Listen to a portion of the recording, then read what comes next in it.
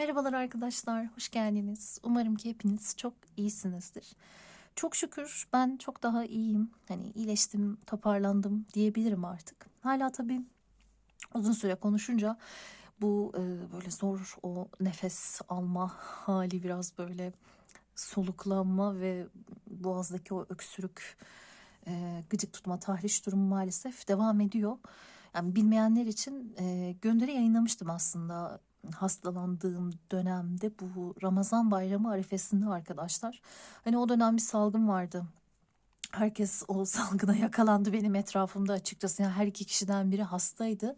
Ve böyle hani Covid demiyor doktorlar ama Covid gibi çok ağır. Kimle konuşsam da o dönem hastaydı. Önce ben hastalandım. Benden iki gün sonra eşim hastalandı. Bayağı Ramazan bayramını böyle yatak döşek hasta geçirdik. O dönem gözümü açabildiğimde buraya bir gönderi dediğim gibi paylaşmıştım. E, Danışmanlık verdiğim WhatsApp hattımın yine story kısmından da paylaşmıştım. Genelde duyuruları hani bu şekilde yapıyorum ama sanırım bu gönderi kısmı da çok fazla görünmüyor. Çünkü hala işte o dönem mailler geliyordu ama ben hiçbir şekilde gözümü açıp bakamamıştım o dönem. Sadece o duyuruda da söylemiştim. Bu herkese açık videoları şu an çekemiyorum. Danışmanlık da veremiyorum o dönem. Yalnızca biliyorsunuz üyeliklerde ikinci seviyede aylık çalışma gibi yaptığımız çalışmalar vardı. Onların da sözünü önceden verdiğim için onları yapmak durumundaydım. Gözlerimi açtıkça onları yükledim. Onları da zaten maalesef çok geç yükleyebilmiştim. O zaten hani üyelikte izleyen arkadaşlar biliyorlar, bayağı ellerimin üstü falan böyle sapsarıydı, mosmordu. Serum takacak damar falan bulamadılar. Damarlarım böyle çok inceymiş. Ya velhasıl zor bir süreçti. O yüzden de bir aydır yaklaşık buraya video çekemedim maalesef. Bu videoyu da o dönem birlikte yine konusunu kararlaştırmıştık. Kendimin en iyi versiyonu nasıl olabilirim? O yüzden hani şimdiden yorumlarda vesaire soracak olan arkadaşlar için de benim biliyorum özleşiyoruz. Ben de sizleri çok özlüyorum ama dediğim gibi önce hastalık, sonra malum hayatın yoğunlukları derken maalesef vaktim olmadı arkadaşlar. Sadece dediğim gibi biraz üyeliklerde önceden söz verdiğim için onları yetiştirmem gerekiyordu. O videoları çekebildim. Öncelikle şu an bu videoyu yapıyor olacağız. İnşallah bunun ardından da yine bu hafta için planım, gerçi hani bunu hangi gün yayınlayabilirim bilmiyorum. Çünkü kendi asıl telefonumda bir video çekme sıkıntısı verdi bana. Çektiğim videolar kaydolmuyor gibi bir durum var. Çok canımı sıktı. O yüzden bu telefonla şu an çekiyorum. Bunda da şöyle bir şey görebilirsiniz. Video esnasında yakınlaşıp uzaklaşma, yakınlaşıp uzaklaşma. Bu da eski bir telefon. Hani görüntü kalitesi olarak bir tık daha belki iyi olabilir ama ne derler ona? Kamera stabilizasyonu yok. O yüzden de maalesef ben hareket ettikçe yaklaşıp uzaklaşıyor. Edit yaparken mümkün mertebe eşitlemeye çalışıyorum. Ama önüne de geçemiyorum. Hani hala o yaklaşıp uzaklaşma durumu belli oluyor maalesef. Kendi telefonumda da dediğim gibi şu an güvenip ondan kayıt yapamıyorum. Çünkü onunla çektiğim bir iki video tamamen yok oldu. Hiçbir şekilde galeride bulamadım. Donanımıyla ilgili sanırım bir sıkıntı mı, donanımla mı, yazılımla mı ilgili işte bir sıkıntı varmış. Zaten hani çok eski bir telefon. Bilmiyorum ne yapacağım. O yüzden şimdiden bu görüntü böyle yaklaşıp uzaklaşabilir bunda. Umarım ki sizi rahatsız etmez ama artık hani videolar çok fazla gecikiyor. Öyle de olsun istemiyorum açıkçası. Bunun haricinde başka duyurmam gereken bir şey var mı? Ya dediğim gibi ya istemeyenler tabii ki burayı geçebilir ama soracak olanlar için söylüyorum. Çok uzun süredir yine yorumlarınızı okuyamadım arkadaşlar. Yani bu hastalandığım dönemden beri yorumlarınızı okuyamadım açıkçası. Biliyorsunuz yorumları da hani ben böyle oku geç, kalp at geç yapabilen bir insan değilim. Yani gerek videolarda gerek yorumlarda ne diyorsanız gerçekten hani tek tek ilgilenmeye, tek tek okuyup cevap vermeye çalışıyorum. Ya da işte video isteği geliyorsa onları not etmeye çalışıyorum. Bu yüzden henüz yorumlara dönemedim. Şimdiden hani bilginiz olsun. İnşallah daha müsait olduğumda ona da dönmeye çalışacağım. Başka söyleyeceğim bir şey var mı? Böyle şey gibi oldu. Toyek'ten onları söylemiş olayım. Başka Hiçbir hazırlık da yapmamıştım. Keşke yapsaymışım ben. Açılıma odaklıydım ama böyle girince birden şey gibi oldu. Hani nerelerdeydim? Ben buralardaydım gibi oldu. Çünkü biliyorsunuz ki artık hani en azından bu sene niyetim biraz daha düzenli video getirebilmek sizlere. Çünkü hayatım çok yoğun arkadaşlar. Ya hayatım çok yoğun. Hani tek işim sosyal medya değil. Öyle olmadığı için de işte gün içinde Ankara'da yaşıyorum ben. Farklı ilçelere özel ders vermeye gidip geliyorum. Öğretmenlik yapıyorum. Ders vermeye gidip geliyorum. Arta kalan zamanlarda işte danışmanlık veriyorum. Arta kalan zamanlarda video çekmeye çalışıyorum. Ya aynı zamanda evliyim. Ev çekip çeviriyorum gibi de bir durum var. Hem evde hem sokakta kedilerim var. Hatta yani bu hafta bir kedim ameliyat olacak. O yüzden maalesef çok istediğim kadar vakit ayıramıyorum. Hani dediğim gibi böyle hastalık vesaire şu bu girince de bütün sistem aksıyor arkadaşlar. Yani ben de sizleri çok özlüyorum dediğim gibi. Hani videolar işte böyle aksarsa gelemezse çoğunlukla sebebi bu oluyor açıkçası. Hani söylemiş olayım. Hani belki bir ara hani genel olarak da böyle bir sohbet videosu da yaparız. Hani nedir ne değildir ben ne yapıyorum hayatımda vesaire diye merak eden varsa. Çünkü farkındayım. Hani ilk senelerden beri özellikle takip eden arkadaşlar son 2-3 senedir hani nerelerdesiniz sizi özlüyoruz ya işte her gün video gelse her hafta video gelse diyorlar. Ya ben de çok isterim ama dediğim gibi maalesef hayat çok buna izin vermiyor arkadaşlar. Kanalı ilk açtığım zamanlar aile evinde yaşayan çok genç bir kızcağızdım. Şimdi 30 yaşındayım. Sorumluluklarım çok fazla. Ya çok fazla sorumluluğum var. Ve dediğim gibi hani burası tek işim değil. Öyle olunca da burası biraz daha dediğim gibi kalan vaktimi biraz değerlendirmeye çalıştığım bir durumda oluyor. Başka söyleyeceğim bir şey var mı? Ya zannediyorum yok. Peki. Olursa yine hani şey yaparız ama dediğim gibi şu sıralar çok yorumları okuyamıyorum açık konuşmak gerekirse. Siz yine hani yazarsınız. Ben dediğim gibi hani müsait olabilirsem inşallah onları da hani dönmeye çalışırım. Belki onlara yönelik dediğim gibi video çekmeye çalışırım. Dediğim gibi bu videoda en son mutabık kalmıştık. Kendimin en iyi versiyonu nasıl olabilirim? Konu başlığımız bu ama ben içerisine tabii ki hani sadece bu soruyla bırakmadım. Aslında hani bizim bu soruya gitmemizi, bunu gerçekleştirmemizi sağlayacak olan 3 adet soru hazırladım. Yani bir açılım, bir dizilim oluşturdum. Test ettim. Güzel çalışıyor. İnşallah videoda da güzel çalışacağını umut ediyorum. İlk sorumuz şu olacak arkadaşlar. Güncelde yüksek benliğinizin size mesajı nedir? Servis çağrışımlı mesajlar yani şu anki yüksek benliğiniz, şu anki enerjiniz size neler söylüyor öncelikle hayatınızın şu noktasında. İkinci sorumuz şu an hayatınızda size iyi gelmeyen şeyler nelerdir? Yani işte sizi sıkan şeyler, bunaltan şeyler, belki aşağı çeken, belki bloke eden şeyler. Yani temelde size ne iyi gelmiyor? Çünkü bize iyi gelmeyen şeyi anlarsak en iyi versiyonumuza da çok daha rahat gidebiliriz. Nefessiz kalıyorum sürekli. Tekrar bunun için dediğim gibi özür diliyorum. Üçüncü sorumuz nasıl daha iyi bir versiyonunuza geçebilirsiniz? Yani bu noktada tavsiyeler nelerdir, neler yapılabilir, ne gibi mesajlar gelecekse yine bunları alıyor olacağız. Temelinde çok fazla aslında Oracle destesi kullanacağız. Bunları hazırladım. Tarot destesi de kullanacağız tabii ki yine ama bayağı temelini aslında dediğim gibi Oracle desteleri oluşturuyor olacak. Şimdi sorularımız böyle olacak arkadaşlar. Fakat çok fazla kart kullanacağım için bunları açılım esnasında yapacağım. O yüzden önceden deste hazırlamak yerine 2 obje hazırladım. Buna göre seçmenizi rica edeceğim. Bunu da alalım. Şimdi birinci destemiz böyle güzel bir çapa olacak.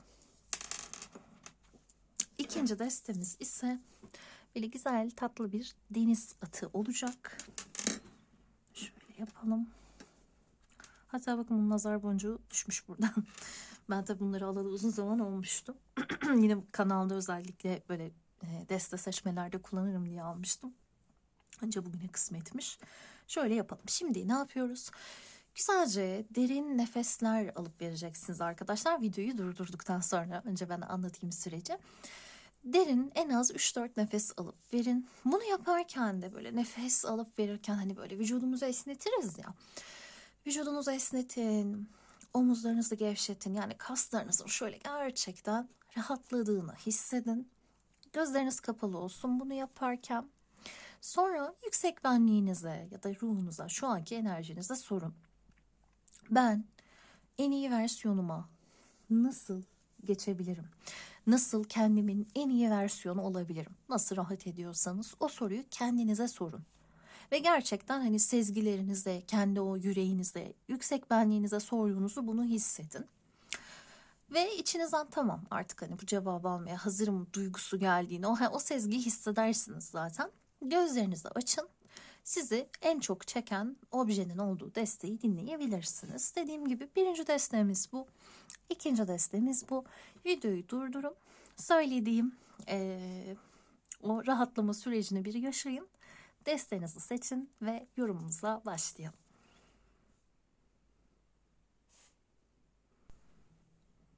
Yeniden merhabalar. Birinci destemizi seçen arkadaşlar, buradaki güzel çapamızı seçmiştiniz.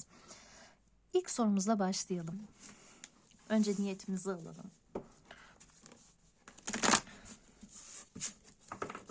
Valla birinci deste için kendilerinin en iyi versiyonuna dönüşmeleri noktasında bu açılımı yapmaya, birim ve bütünün hayrına olmasına niyet ediyorum. En doğru cevapları almaya ve en iyi şekilde yorumlayarak onları iletmeye niyet ediyorum. Zaten desteleri öncesinde hani karıştırdım, temizliğini yaptım, hazır. Niyetimizi aldık. Şimdi ilk sorumuzda bir başlayalım. Sevgili birinci deste, güncelde yüksek benliğinizin size iletmek istediği mesaj nedir? Çekim yasası. Çok güzel bir başlangıç oldu. Sevgili birinci deste, güncelde yüksek benliğinizin size iletmek istediği mesaj nedir? Ay çok güzel. Toprağın büyüsü. Epona. Bu kart daha önce geldi mi bundan emin değilim. Hani sık gelen bir kart değil, bunu biliyorum. Ama daha önce açılımlarda gelmemiş olabilir.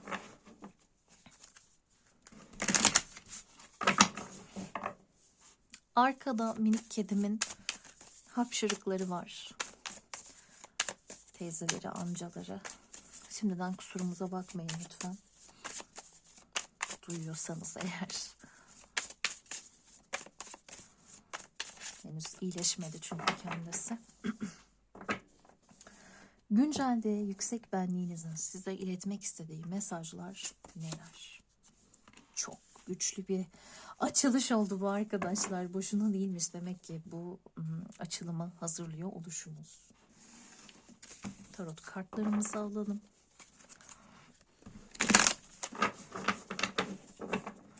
Ve şeyin farkında mısınız ya da çok net görünüyor mu bu bilmiyorum ama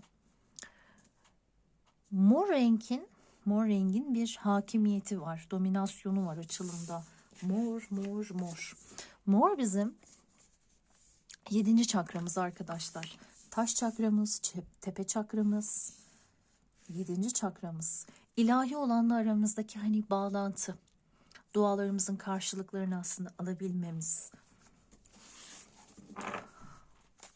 istediğimiz şeyleri kendimize çekebilmemiz. Mor çok da asil de bir renktir. Uzun yıllar zaten asilzadelerin, kralların, kraliçelerin kullandığı bir renk. Üretmesi pahalı olduğu için. Haliyle mor gerçekten böyle önemli bir renk. Hayatınızda belki siz de şu sıralar çok fazla çekiliyorsanız mora, bulundurmaya çalışabilirsiniz gerçekten. Güncelde yüksek benliğinizin size iletmek istediği mesaj nedir? Birinci deste. Bu kadar olur. Çok güzel. Ejderha güç demişti ve tarottan da güç kartını aldık arkadaşlar. Çok güzel. Gerçekten güçlü bir enerji var. Devam edelim. Asa kızı yani değnek prensi arkadaşlar. Büyücü. Yani kendimize çekmekten bahsettik. Ve daha ne kadar çekebilirsiniz acaba, değil mi? Deste altında almak istedim. Tılsım sekizlisi. Evet. Bir örümceğin ağını görüyoruz. Çok aslında net bir mesaj geldi bence arkadaşlar. Hani şu anda kendi o yüksek benliğinizin, güncel enerjinizin belli ki size iletmek istediği mesajda şu var. Hayalini kurduğun, o çok istediğin hayatı kendine çekebilirsin. Ki zaten aslında konu başlığımız neydi? Kendimizin en iyi versiyonu olmak, kendimizin en iyi versiyonuna dönüşmek. Evet, sen buna gayet dönüşebilirsin, gayet bunu hayatına getirebilirsin.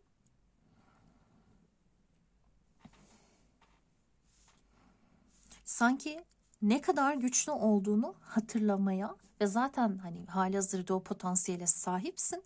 Bununla ilgili artık bir adım atmaya. Belki de hani senin olanı, nasıl desem, ne derler ona? Bizim olan üzerinde hak iddia etmemiz. Bu benim, evet. Ben bunu alıyorum. Ben bu gücüme sahip çıkacağım. Hani çocuklar yapar ya, böyle bir şey görür. Bu benim der, hani böyle ilk şey yapan bu benimdir der. Sanki sizin olan o şey her neyse ya da burada hayal ettiğiniz, kavuşmak istediğiniz süreç her neyse, buna sahip olmak için, bununla ilgili hayatınızı aslında zenginleştirmek için belki bir noktada o özgüvene de sahip olmak gerekiyor olabilir. Çünkü bangır bangır çok güçlüsün. Gücüne sahip çık dedi. Evet, sahip çıkmak var burada. Hani artık nasıl desem, bazen böyle çok oyalanırız bir şey yapmadan önce. Emin olamayız kendimizden. Hala araştırırız, hala bilgi toplamaya çalışırız. Hala orada işte fikir yürütürüz. Belki birilerine danışırız. Ya doğru mu, değil mi, yapsam mı, yapmasam mı? Ama bazen gerçekten gereken tek şey aslında harekete geçirmektir ya. Burada deste altında hani tılsım sekizisini görüyoruz. Gerçekten gereken adımları yerine getirmek, çalışmak, istediğimiz şey uğrunda fedakarlık yapabilmek. Özellikle de işte benim istediğim bir şey var ama olur mu olmaz mı emin değilim. Bunu yapmama değer mi? Bunun için enerji sarf etmeme, çaba sarf etmeme değer mi diyorsanız belli ki değecek aslında. Yani şurada aslan görüyoruz ki güç kartında zaten hani orijinalde de aslanı görürsünüz. Şurada da bakın bir çita görüyoruz. İki yırtıcı. Tam ortada değnek prensinde bir yılan görüyoruz. Güçlü, yırtıcı hayvanlar gelmiş aslında. Zaten ejderha da başlı başına o gücü görüyoruz.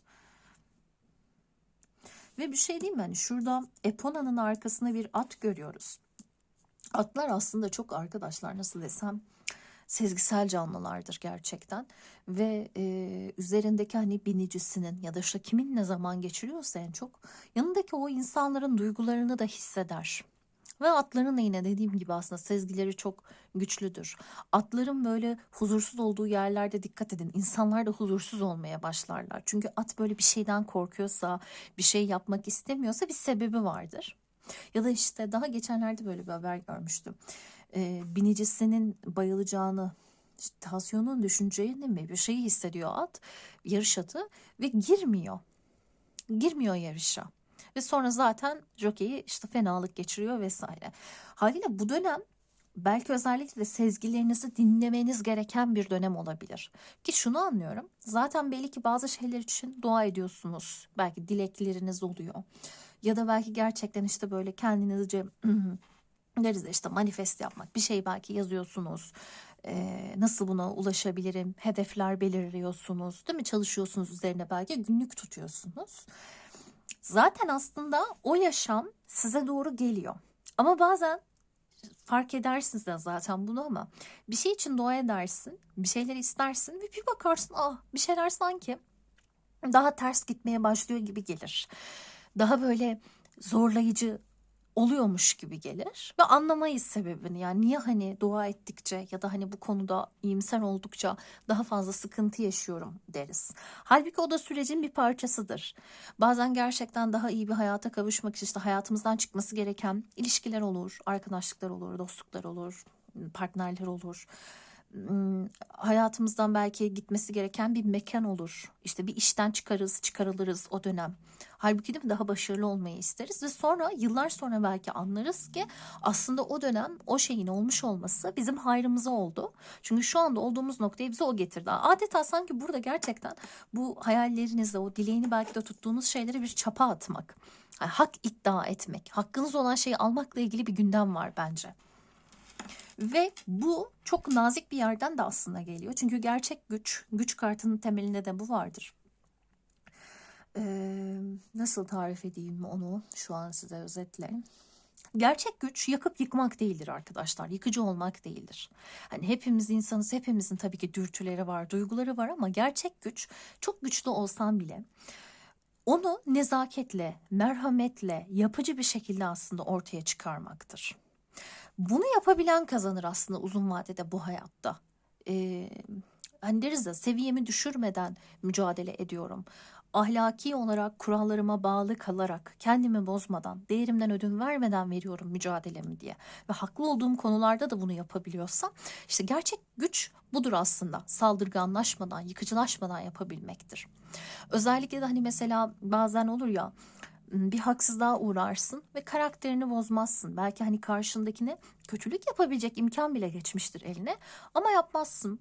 Allah'a havale edersin, sisteme havale edersin ve kendi yoluna bakarsın.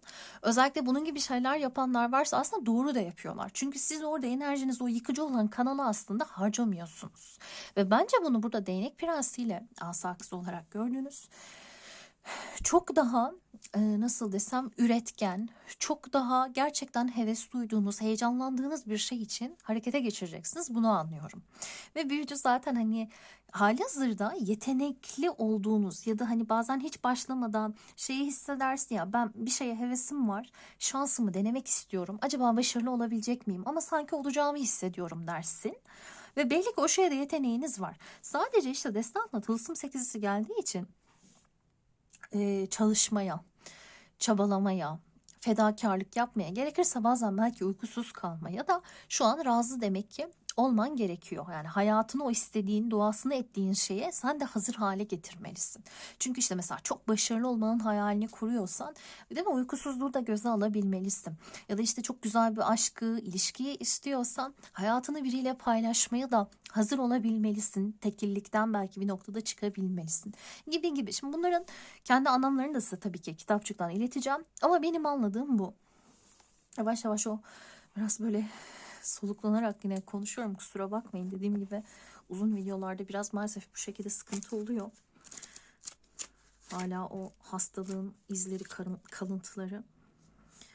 Umarım rahatsız etmez sizleri. Hani yeterince bekledim ama hani artık geçmiyor. Yani belli bu biraz benimle devam edecek. Mecbur videoları artık kısa çekmek zorundayım. Şimdi çekim yasasını şuradan da dediğim gibi bir okuyalım sizlere. Anlamlı gelecektir diye düşünüyorum. Bakın diyor ki, sen daha duyarlı ve enerjilerin daha farkında olduğundan bir zamanlar zevk aldığın ilişki ve faaliyetler şimdi değişiyor. Ya olur ya, mesela çok severek bir işe başlamışsındır. Bir iş, bir hobi, çok severek bir şehre taşınmışsındır ya da çok severek bir ilişkiye başlamışsındır ama şu an işte hitap etmiyordur belki. Ve ya benim artık buraya ilgim azaldı. Ben artık hani burada eskisi kadar iyi hissetmiyorum. Beslendiğimi de hissetmiyorum dersin. Ve İnsan bazen de kendine kızar. Ya ben buraya bu kadar yatırım yapmadım mı? Buraya bu kadar emek vermedim mi? Ben burayı çok istemedim mi? Burası için belki gerçekten çok uykusuz kalmadım mı? Acılar çekmedim mi? Ben niye şimdi buradan çıkmak istiyorum? Niye şimdi bunu değiştirmek istiyorum? Biraz tarottaki aslında kupa sekizlisi gibi. Burada almadık ama artık tatmin olmadığın yerden de ayrılmak. Çünkü daha anlamlı bir şey arıyorsun. Bu da aslında sürecin yani bir parçası. Bu kart ruhsal yolunuz nedeniyle değişimler yaşadığınızı gösteriyor. Evrensel çekim yasası benzerin benzeri çektiğini söyler. Bu nedenle sizinkine benzer amaçları olan insan ve durumlara çekilirsiniz. Yani demek ki sosyal ortamınız, ilişkileriniz de buna göre değişecek aslında. Örneğin eğer amaçlarınız sevgi dolu olmak ve herkesin içindeki ilahiyi görmekse sevgi dolu insan ve durumları çekeceksiniz. Aynı zamanda sevgisiz odaklara sahip insanları da iteceksiniz. Değil mi? Belki sen iyi olmak istiyorsun, mutlu olmak istiyorsun ve bir bakıyorsun aslında yıllardır hayatında olan insanlar çıkmaya başlıyor. Ki aslında sonra fark ediyorsun ki o kadar da iyi gelmiyorlardı sana. Bu nedenle ilişkilerinizin ve zevklerinizin değiştiğini görebilirsiniz. Artık ilginizi çekmeyen eski dostlardan kaçınabilirsiniz veya belki evvelce keyif aldığınız bir iş ya da kulübe gitmekten şimdi nefret edersiniz. Bu deneyim ve duyguların ruhsal yolun bir parçası olduğunu, ruhsal odağınızı yansıtan harika yeni ilişkileri, durumları, işleri çektiğinizi bilin. Bütün kaygı, soru, üzüntü, suçluluk ve benzeri iyileşme ve dönüşüm için bunları sisteme havale edin diyor arkadaşlar. Çok aslında dediğim gibi yani anlattığım şeyi biraz daha size detaylandırarak verdim. Şimdi Epona'ya bir bakalım yine. Burada ben toprağın büyüsü diyor ya, özellikle hani o isteklerimizin, hani toprak enerjisi çünkü şeydir, bir şeylerin daha somut bir enerjiye geçebilmesidir. Hayatımızla gerçekten yer edinebilmesidir, yer bulabilmesidir. Ben biraz yine burada mesela bununla ilgili süreçlerin olabileceğini anlıyorum. Bu desteciğin kitapçığı maalesef ki çok fazla aşındı çok kısa sürede. O yüzden bu şekilde biraz parça parça.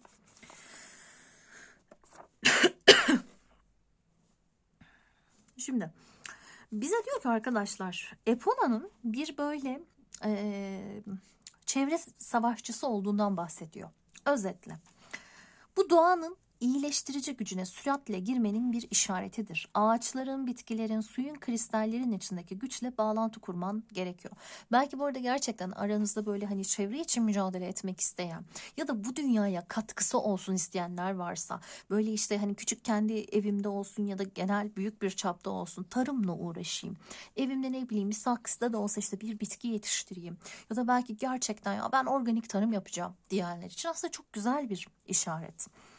Bedenini rahatlatman ve ruhunla bağlantı kurman için özel bir doğal ortama yönlendiriliyorsun. Duyguların ve sezgilerin aracılığıyla iletilen bir mesajı almaya açık ol. Kraliçe Epona diyor ki sen bir kristal ve doğa şifacısın. Özellikle bakın yine kristallere ilginiz varsa zaten hani burada görüyoruz. Şöyle yakınlaştırayım size. Bakın boynunda böyle kristal kolyesini görüyorsunuz Epona'nın. Kolunda sarmaşıklar var. Belli yani hem kristallerle hem bitkilerle bu ilgilenen bir kadın. Belki siz de öyle bir kadın ya da adam olabilirsiniz elbette. Dünyanın zinetleri, değerli taşları seni çağırıyor. Ya burada belki böyle bu arada işte takı işine girişmek isteyen, kuyumculuk yapmak isteyen bakın arkadaşlar da varsa onlar için de uygun olabilir. Onlar sana ruhsal koruma getiriyor. Seni sihirli güçlere yeniden uyumluyorlar. Ağaçlar, akarsular, çiçekler, bitkiler, kristallerin verdiği mesajları dinle. Onlar toprak anayı korumak için hayati anahtarlara sahiptir. Şu anda bunlar senin esenliğin ve ruhsal yolun için çok önemli. Elementaller, çevreye verilen zarar ve iklim değişikliği konularından derin endişe duyuyorlar. Bu önemli konu hakkında sana iletmek istedikleri bir mesaj var. Hali hazırda çevreyle ilgili ekoaktivizm projelerinde yer alıyorsan bu kartı bizden bir teşekkür ve lütfen devam et mesaj olarak al demiş. Yani doğadaki aslında canlıları kastediyor diyebiliriz. Çevre sorunları konusunda ne kadar endişe duyduğunu biliyoruz. Bir fark yaratabilirsin. Lütfen bu çok ihtiyaç duyulan çabalarına devam et. Hani bazen görüyoruz ya canımız sıkılıyor. Diyorsun ya ben ne kadar çaba sarf ediyorum. İşte dikkat ediyorum, tüketimime dikkat ediyorum. Çok fazla tüketmemeye çalışıyorum. Sonra bir bakıyorsun milyarderin biri jetiyle 15 dakikalık yolu gidip geliyor falan. Yani ne yapalım işte o hani ateşe yangın taşıyan karınca olabilmek de aslında mesele. Hani sadece benim yaptığımla ne çıkar demek değil. Hepsinin bir kıymeti var. Çevre sorunları konusunda ne kadar endişe duyduğunu biliyoruz. Bir fark yaratabilirsin. Lütfen bu çok ihtiyaç duyulan çabalarına devam et. Doğada kendin için düzenli molalar ver. Orada seni desteklediğimizi duyacaksın demiş. Kartın ek mesajlarında şunlar var arkadaşlar. Çevrenin korunmasına yardım etmek için fikirlerin üzerinde harekete geç. Titreşimli çiçek özleri veya bitkisel ilaçlar kullan. Bakın böyle bitki yağları, esansları, eğer bunlara da yine ilginiz varsa bu konuda bir destek olabilir. Şehirden taşın ve doğaya daha yakın ol. Eğer böyle hani büyük şehirlerden gidenler, gitmek isteyenler varsa yine onlar için belki bir işaret olabilir. Bir kristal şifa uygulayıcılığı eğitimi al veya bir uygulayıcıyı ziyaret et demiş. Eğer böyle kristallere falan ilginiz varsa. Epona atların koruyucusudur. Bu nedenle bu kart bir atla olan bağlantıyı da gösterebilir demiş. Ya olur ya, belki kendi içinizde böyle bir merakınız vardır. İşte binicilik kursuna gitmek ya da belki gerçekten hani atlara erişiminiz varsa, atları seviyorsanız bununla ilgili bir tarafı da elbette olabilir. At da belki hani bu dönemde karşınıza çıkan bir sembolik olabilir. Eğer hani gündelik hayatta at sembolizmasını çok fazla görmeye başlarsanız, at hem bize arkadaşlar özgürlükten, seçimlerimizde özgür olduğumuzdan bahseder. Hem dedim ya, sezgileri güçlüdür, hisleri, hissiyatı kuvvetlidir. Kendi o içimizdeki sezgilerimize aslında bakmamız gerektiğini söyler. Hayır, cevaplar dışarıda değil, cevaplar benim, demek ki kendi içimden geliyor. Özellikle hani kafanızdaki şeyler için böyle sürekli birilerine danışıyorsanız buna demek ki gerek yok bu konuyla ilgili. Son olarak şuradaki kartımıza gelin. Bu tabii ilk sorumuz, daha 2 sorumuz daha var. Hani son olarak dedim, yanlış anlaşılmazsa. Ejderha, güç. Bu kart gücünüze adım atma, hayatınızın sorumluluğunu üstlenme zamanının geldiğini göstermektedir. Zaten dedik ya, hani büyücüde de biz bunu görüyoruz. Artık yani sen zaten o konuda belli ki kapasiteye sahipsin. Daha ne bekliyorsun? At o adımı. Çok becerikli olduğun bir konu mu var? Aç, bir atölye aç, bir eğitim ver. Ne bileyim, bir yere git, bununla ilgili bir girişim yap. Yapama artık yani. Oyalanma diyor. Hayatınızda kontrol elinde tutmaya çalışan biri olup olmadığına dikkat edin. Doğrularınızı söylemekten çekinmeyin. Kendi hayatınızın otoritesini geri kazanın. Özellikle de kendi hayatınızın kontrolünü burada başkalarına bırakıyorsanız, birileri üzerinizde, hani bazen olur ya, sevgiyle de olsa bazen insanlar bizi aslında bilerek veya bilmeyerek sıkıştırırlar. Kendi otoriteleri altına alırlar. Yine bundan uzak durulması gereken, buna dikkat edilmesi gereken bir süreç, ama çoğu zaman bunu anlamıyoruz da bu arada. Belki işte sizin çok severek aldığınız bir kıyafet var. Ve belki bir arkadaşınız diyor ki ya bence onu giyme, hiç güzel değil. Ya tamam, belki ona göre güzel değil ama ben onu çok severek aldım ya. Giymeyeyim mi? Benim canım onu giymek istiyor. Giymeyeyim mi? Giyeyim bir bakayım yani, tamam olabilir. Ne yapayım, bir giyeyim. Ya böyle çok küçük şeyler bile olabilir. Bunlar bile çünkü insanın gerçekten içinde yara olabiliyor bazen. Yani çok büyük şeyler de aramaya gerek yok her zaman. Kendi gücünüzle ayakta durmaya hazırsınız. Otoritenizi kaybettiyseniz ya da başka birine veya bir şeye verdiyseniz şimdi onu geri alma zamanı. Yani 2 güç kartı zaten bakın aynı yerden geliyor. Hatta normalde klasik tarot destesinde hani 8 numara olarak görürsünüz çoğunlukla siz güç kartını. Bu deste 11 olarak kullanılan destelerden biri. 11 adalet olarak görürsünüz. Adalet kartı ile güç kartı bazen yer değiştirir arkadaşlar. Hani 11 ile 8'i değiştirirler bazen. Mesela buradaki ejderhada da 11 olarak geliyor yine aslında. 2 güç kartı aynı sayıyla gelmiş. Sınırlayıcı inançlara tutunuyorsanız ya da dışlanmaktan, yargılanmaktan çekiniyorsanız bu sınırlamaları bırakmanın zamanı geldi. Yeteneklerinizi yanlış yönde kullanma korkusunu serbest bırakın. Değil mi? Bazen de bundan korkarız. Yani ya başarılı olamazsam, değil mi? Ya yanlış bir şey yaparsam, ya de ne diyor? Gerçek güç hükmetmek ya da manipüle etmek değildir. O içinizde yaşayan yaratıcının size bir armağanıdır. Sevgi, bilgelik, zarafetten doğan ruhani bir güce sahipsiniz. Bu yetenek başkalarını iyileştirebilir, karanlığa ışık getirebilir. Belki bu arada gerçekten aranızda sağlık alanında çalışan arkadaşlarımız olabilir. Gerçekten insanlara şifa getiren, değil mi? Doktorlar, hemşireler, diğer sağlık çalışanları. Onlar için aslında yine güzel bir mesaj bence. Ya da işte çeşitli belki enerji çalışmalarıyla böyle şifaya kanallık edenler olabilir. Yanınızda ejderha ruhu güçlü bir müttefiktir. Sizi iyileştirici, onarıcı yeteneklerle güçlendirir. Her türlü engelin üstesinden gelmenize yardımcı olur. Hayatınızın her alanında sizi korur demiş. Çok aslında güçlü ve bence dediğim gibi güzel, gerçekten tatlı bir mesaj. Doğrudan şu an yüksek benliğinizin ilettiği mesajlar çok tatlı, çok güzel yerlerden geldi arkadaşlar. Şimdi ikinci sorumuza geçelim. Bunları alalım.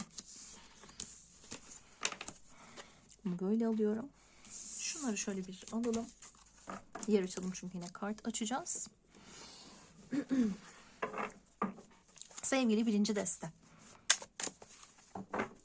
Şu anda hayatınızda size iyi gelmeyen, sizi aslında o en iyi versiyonunuza ulaşmaktan alıkoyan, aşağıya çeken şeyler neler olabilir? Kılıç babası yani kılıç kralı.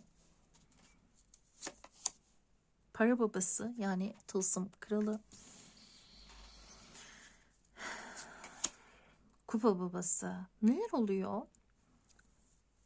Çok büyük bir baba travması ya da baba onayı, baba takdiri beklentisi var bunda.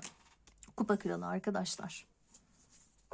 Ve bakın deste altında asılmış adam, yani asılan adamı görüyorsunuz, böyle ters asılan bir yarasa olarak. Şu çok dikkatimi çekti. Hani şuradan yine kart alacağız tabii ki ama bakın.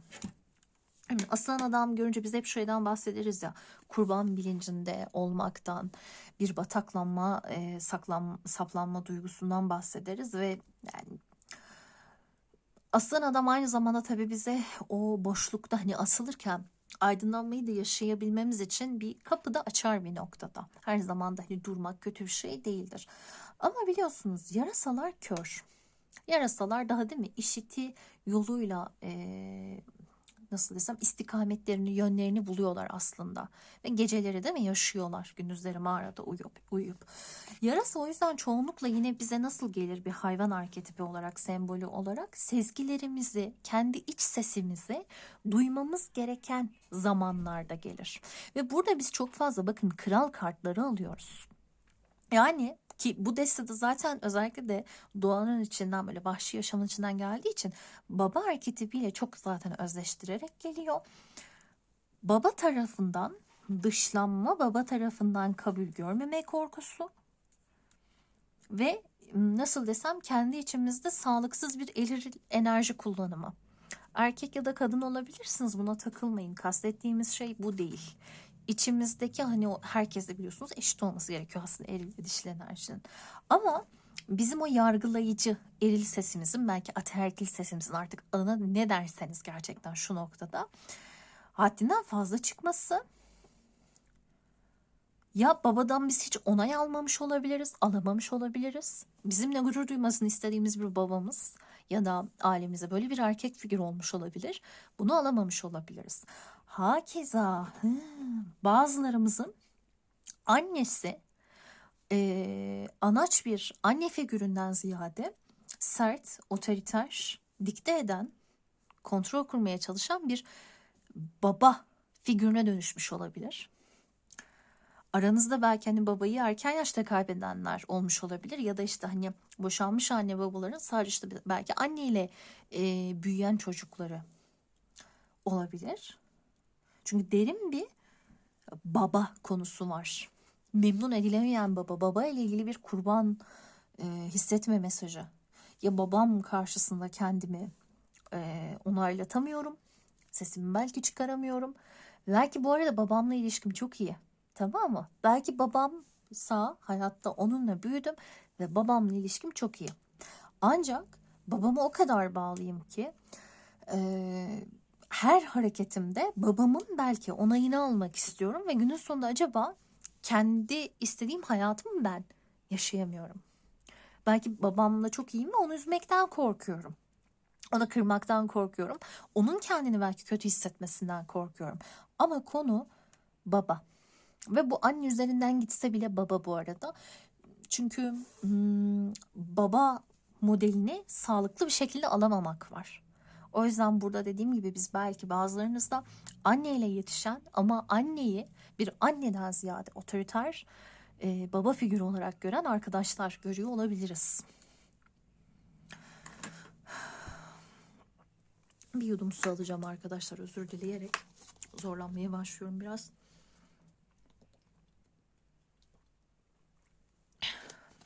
Çok derin, çok sert geldi ya. Özellikle bakın kılıç babası dediğimiz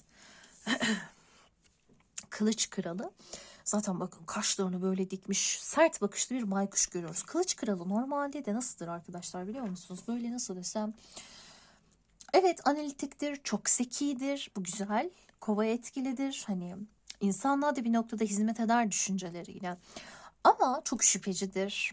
Çok şüphecidir kılıç kralı. Bazen paranoya çalıştırabilir. Biz de kendimize bunu yapıyor olabiliriz. Ve şurada bir kupa kralımız var kupa babasıyla ki bir kuğu görüyoruz. bastırdığımız duygular olabilir arkadaşlar. Yüzleşmediğimiz. Çok üstesinden geldim. Yo hayır her şey yolunda dediğimiz halde yüzeyin altına inmiyor olabiliriz. Kupa Kralı'nın klasik tarottaki tasvirine de bakın. Yani denizin ortasında böyle mermer gibi bir tahtın üstünde denizin tam ortasında bir kral göreceksiniz. Şimdi denizin ortasında o şekilde olmak çok da mümkün değil. Ve biz denizin altını unutmayın ki henüz tam anlamıyla keşfedemedik. Orada bizim gördüğümüzden çok daha fazla duygu olabilir. Hani deriz ya buzdağının görünen kısmı. Niye? Gerisi suyun altında. Haliyle aslında kupa kartları, su kartları bize hani henüz o yüzleşmediğimiz duyguların da mesajını veriyor olabilir. Ve tam merkezde bir tılsım kralı. Para babası, tılsım kralı. Bakın geyik görüyoruz, erkek geyik görüyoruz. Geyik de liderlik, başa geçme ile aslında ilgili çok güzel bir yine aslında hayvan arketipi. Ama nasıl desem, tılsım kralı biraz konfora düşkündür. Konformisttir. Yapıları çok kolay değiştirmek istemez.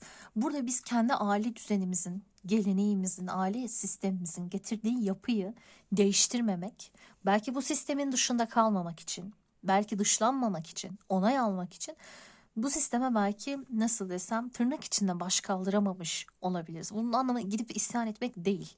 Kendim olamadım. Bunu çok basit bir şeyde bile yaşayamamış olabilirim. Değil mi?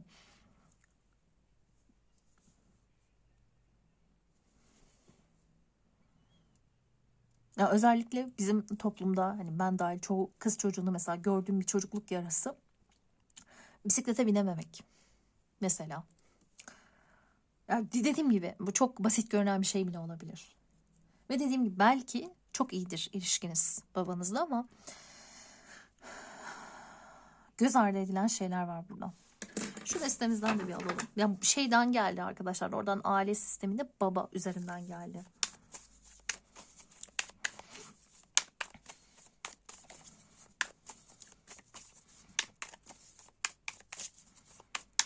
Tabii ki bu saraylı kartlar her zaman bir başkasını göstermek zorunda değil. Ama bunu biz sizin kendiniz olarak zaten okuduğumuzda da bu arada aynı yere çıkıyor. Kendinize uyguladığınız dedim ya dengesi bozulmuş bir eril enerji. Belki bir kadınsın. Belki bu arada kendini çok feminen bir şekilde yaşayan, gören bir kadınsın. Hiç önemli değil. Mesele o değil. Kendi üzerimizde kurduğumuz o nasıl desem baskıdan bahsediyorum. Duygularımla yüzleşmiyorum. Alıştığım düzeni bozmuyorum. Kendime karşı o kadar yargılayıcıyım ki. Bir başkasının beni yargılamasına gerek bile yok. Nedir? Şu anda hayatınızda size iyi gelmeyen, sizi aşağıya çeken, en iyi versiyonunuza gitmekten alıkoyan şeyler nelerdir? Ben bir şey demiyorum daha da yani.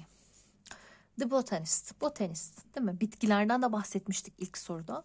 Yine bakın kökler, kökü olan şeyler değil mi? Bitkiyi yetiştirirsin, yetişmek. Ve bakın zaten şöyle iyice yaklaştıracağım. Parenthood, ebeveynlik. Altında legacy yani miras. Köklerden geldi. Hiç başka bir kart almama dahi gerek yok. Hadi deste altına da inine bakayım. The Walker. Büyücü. Bilinmeyen ve bir journey yani bir yolculuk, bir seyahat. Ya dediğim gibi bilinmeyen şey burada girmediğimiz, yüzleşmediğimiz duygularımız arkadaşlar. Yüzleşmediğimiz, bastırdığımız duygular ve belki her şey çok yolunda zannediyoruz. Belki kendimizi tanıdığımızı zannediyoruz ama köklerini tanımadıkça kendini tanıyamazsın. Köklerin bir kısmı bu illa her zaman anne baba olmak zorunda değil elbette. İnsanın kendini özünü tanıması. Kendini gerçekten çok saf, berrak bir şekilde görebilmesi. Ama biz bazen kendimize bile o gözlerle bakmıyoruz. O kadar eleştirel, o kadar yargısal bir yerden bakıyoruz ki. Çok belki yetenekliyiz ve diyoruz ki hayır ya çok kötü yaptım. Beceremedim. Bir şeyi beceremedim. Başarısız oldum. Hani böyle var ya böyle espriler. Bir başkası bir şeyi başardığında wow işte helal olsun aslansın kralsın. Kendim bir şeyi başardığımda zaten yapmam gerekiyordu. Ya da tam tersi başaramadığımda vay bana yazıklar olsun. Ama başkası başaramadığında bir arkadaşım başaramadığında dostum saçmalama yaparsın. Sen çok zekisin sen çok yeteneklisin. Saçmalama aşacaksın sen bunu halledersin diyebiliyoruz ama bunu kendimize demiyoruz. kendimize hani o çocuk düşe kalka büyür. Biz kendimize düşme hakkını vermiyoruz. Düştüğümüz an diyoruz ki her şey bitti. Ben başarısızım. Ben şöyleyim, ben böyleyim. Ve müthiş yargılayıcıyız. Müthiş yani. O yüzden zaten bu kurban bilincini yaşıyoruz aslında. Ve dediğim gibi şurada zaten yani işte pardon salladım. Ellerin içinde bakın açan çiçekler, kökler büyüyor. Ebeveynlik ve miras. Ama bunu ben bir şekilde ebeveynimden miras almışım. Ya da belki ebeveynlerimin de ebeveynlerinden, anneden, babadan, büyük annelerden, büyük babalardan, halalar, dayılar, teyzeler. Bu destedeki arkadaşlardan belki kendine aile dizimi yaptıranlar olabilir, yaptırmayı düşünenler olabilir veyahut da gerçekten psikoterapi almayı düşünenler ya da alanlar olabilir. Onlar belki bununla ilgili deneyimleri varsa bize de aktarırlarsa hani mutlu olurum. Ama konu buradan geliyor arkadaşlar. Köklerimizle barışacağız. Helalleşeceğiz. Yapacak bir şey yok. Evet, değiştiremeyebiliriz. Ama fark etmek, bilmek, kendimi tanımak, kendi duygularımı orada bastırmak yerine duygumla benim yüzleşmem gerekiyor. Şurada bakın kova, boğa, akrep sabitleri gelmiş elementlerin, dikkat edin. Şurada da bir değişkenimiz olarak balık teması görüyoruz. Ama aslan adam aynı zamanda Neptün etkili. Yani görüyorum, kendimi gördüğümü, tanıdığımı zannediyorum ama aslında Neptünyen. Yani nasıl? Sisli. Yanılıyorum yüksek ihtimalle kendim hakkında. Ve belki kendim hakkındaki algım benim alemden, ebeveynlerimden işte ya da bu daha derin soylarımdan aldığım yapıdan geliyor olabilir. Özellikle de başarılı olmak, mesela para kazanmak ya da işte bir ilişkide mutlu olmakla ilgili kendime bakın izin vermiyorsam, hak ettiğim yere gelemeyeceğimi düşünüyorsam belki onların da gelemediğini mi gördüm? Onların da istediği şeyi yaşayamadığını mı gördüm? Çünkü bir şey görmüşüm. Bakın kılıç kralı, tılsım kralı. Bir şey bu realite düzleminde de görülmüş. Ve diyorum ki yo öyleydi diyorum. Ama aslında orayı biraz da böyle şey yapıyorum görürken. Nasıl desem sisli bir yerden görüyorum. Halbuki öyle olmak zorunda değil. Demek ki buradan geliyor bana iyi gelmeyen konu. Benim oradaki bir inancımı ben tekrar yaşıyorum her gün. Hiç öyle bir şey yok mesela.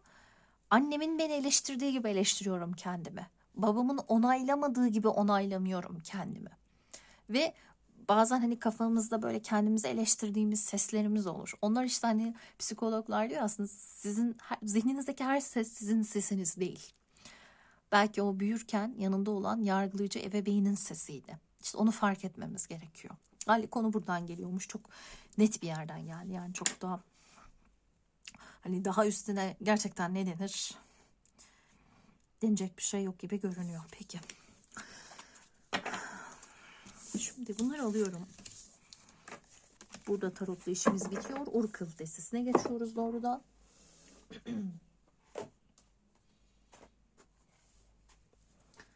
Peki sevgili birinci deste. Nasıl daha iyi bir versiyonunuza dönüşebilirsiniz? Sevgili birinci deste. Nasıl daha iyi bir versiyonunuza dönüşebilirsiniz? Kahin. Önemli bilgiler bekleyin. Gelen akan bilgiler önemli. Burada bakın kadının kolunda bir yılan sembolü görüyoruz. Biz bu yılanı az önce nerede aldık? Biz az önce bir yılan aldık. Değnek Prensi'nde aldık değil mi? Asa kızı olarak gelmişti. Şurada aldık. Evet bakın aynı sembolüze. Hatta burada da yanında o kırmızıyı görüyoruz. Ne kök çakra etkimizi görüyoruz. Deste altında ayna muhafızı muhakeme edin diyor. Bu şey gibi hani demiştim ya içimize dönelim. Bir kendi sezgimizi duyalım dışarıda değil cevaplar diye. Şimdi kendi içime dönüyorum. Kendimle yüzleşmeye başlıyorum. Kendi sesimi duymaya başlıyorum. O hani annemin, babamın, diğer üst soylarımın aslında getirdiği belki onların sesi olan şeylerden arınmaya, uzaklaşmaya başlıyorum. Ama bu böyle bir çırpıda yapılabilecek bir şey değil arkadaşlar bu arada. Gerçekten hani bir uzmanın, bir profesyonelin desteğini almak gerekebilir. Maalesef erişim artık çok zor ama hani ücretsiz terapi verenler ya da böyle hani daha nasıl desem uygun fiyatlı işte terapi uygulamaları vesaire de var. Bir şekilde bizim o yargılayıcı seslerden uzaklaşıp demek ki kendi içimizdeki sesi duymamız gerekiyor. İçimizdeki sesten kasıt hani benim kendi benliğimle yüzleşmem gerekiyor. En iyi versiyonum zaten orada gizli. Devam ediyorum, yine kart alacağız. Bitmedi henüz. Nasıl daha iyi bir versiyona, kendinizin daha iyi bir versiyonuna geçebilirsiniz? Birinci deste. Kozmos'un nefesi. Benim iradem değil, senin iraden, evrene müdahale etmek. Bazen hani şeyde görmüştük ya ilk soruda, bir şeyleri isteriz, o çekim yasasında diyordu ya, bir şey istersin sonra bir bakarsın bazı şeyler hayatından çıkıp gidiyor ve şaşırırsın yani neden böyle oldu, hani niye istediğim o bir zamanlar sevdiğim şeyler hayatımdan çıkıp gidiyor. Sonra geri dönüp baktığında aslında hayırlı olanın ne olduğunu görürsün. Haliyle sisteme müdahale etmesi, sistemle de inatlaşmamak, hani bir şey var ya, nasibimizle dövüşmemek, olanı da olmayanı da kabul edebilmek. Devam ediyoruz. Bu destedeki mesajları da ben çok önemsiyorum. 4 Anlaşma kitabından bu deste. Daha iyi bir versiyonunuza nasıl dönüşebilirsiniz sevgili birinci deste? Sözcükleriniz kusursuz olsun. Korkunun yerine sevgiyi koyun. Çünkü biz orada kılıç kralıyla belli ki kendimize korkuyla, yargılayıcı bakışlarla aslında yaklaşıyoruz. Ama kendimizi işte sevmeden yaptığımız her şey yine ayağımıza dolanacaktır. Şöyle yapalım.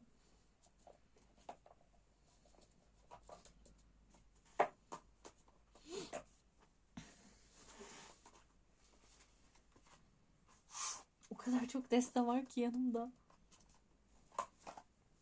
Geldim. Nasıl daha iyi bir versiyonunuza dönüşebilirsiniz sevgili birinci deste? Yaşam tohumu. Bütün hayatını ve enkarnasyonunu tam olarak yaşamaya karar ver. Yani ben nasıl yaşamak istiyorum sorusuna cevap vermem gerekiyor. Ben nasıl yaşamak istiyorum? Ve yine bakın, yılanı görüyoruz. Yaşam çiçeğiyle birlikte. Numarası 17. Tarot'taki yıldız kartı geliyor aklıma 17 dediğimde. Çünkü yıldızın numarası 17'dir. Ve 17 numaralı yıldız 16 numaralı kuleden, o yıkımdan, aslında bir noktada aydınlanmadan, gerçeklerle yüzleşmeden sonra gelir. Bizim için hani iyi olana kavuşmak, hayallerimize kavuşmak ve umudun yolculuğu aslında bir nevi. Ay, buradan başlayacağım galiba. Şu son karttan başlayacağım sanırım. En iyi versiyonunuz şuradan geçiyor bence arkadaşlar. Gerçekten hani ben kimim, ne yapmak istiyorum sorusuna cevap vermek. Her şeyden ziyade işte nasıl memnun ederim değil. Ailemi nasıl memnun ederim, arkadaşlarımı nasıl... Bunun arkası şu değil, bencilce bir yerden insanların böyle hiçbir şekilde önemsemek. Hayır, bakın o değil, asla bunu karıştırmayalım. Öyle yanlış bir bireyselcilik çıkmasın buradan. Kastedilen benim kendi hayatımla ilgili istediğim, beklentim olan şeyler, kendimde gördüğüm, fark ettiğim yeteneklerim, vasıflarım, kapasitem. Ben bunları fark ediyorum değil mi? Beni benden iyi kimse tanıyamaz aslında. Ben kendime bir doğruluk merceğinden bakayım. Benim potansiyelim bana neyi vaat ediyor? Bunu fark edip bu amaca uygun yaşayabilmem. Çünkü biz anne babamıza ya da en sevdiklerimize de çok kolay rol yapabiliriz. Hiç sevmediğimiz bir şeyi sırf onların böyle mutlu olduğunu, bizi takdir ettiğini gördüğümüz için evet evet ben bunda çok iyiyim, ben bunu çok seviyorum gibi gösterebiliriz değil mi? Çocukken mesela hiç sevmediğiniz bir dersi yaptığınızı düşünün. Hepimiz yapmışızdır bence. Sırf annemiz babamız işte belki mutlu oluyor diye ya da sırf öğretmenimiz bizi takdir ediyor diye. Belki hiç istemiyorum ben o sorumluluğu. Ama insanlar bana onu biçiyor mesela. Beni hep mesela sınıf başkanı seçerlerdi ilkokulda. Ben hiç istemezdim. Ama arkadaşlarım öyle bir beklentiyle gelirdik. Ya en iyi sen yapıyorsun, en iyi sen yapıyorsun. Ne yani ilkokulda sınıf başkanlığı neyini en iyi sen yapabilirsin? Yani değil mi? Ama o yaşta öyle gelmiyor insana. Benden beklentileri var. Ya sen olmasan bir başkası yani. Devlet yönetmiyorsun. Ama işte o çocuk bilinci, benden beklentileri var. Öğretmenim benden beklentisi var. Arkadaşlarım benden beklentisi var. Onları yüzüstü bırakamam. Nereye yüzüstü bırakıyorsun? Çık oradan. Öyle bir şey yok. İşte hala işte hayat bazen o ne kadar büyüdüğümüzü, yetiştiğimizi sansak da aslında hala neticede o küçük çocuklarız arkadaşlar. O küçük çocuklar öyle çok da bir yere gitmedi. Onu fark etmemiz gerekiyor. Şimdi şöyle bir gelelim.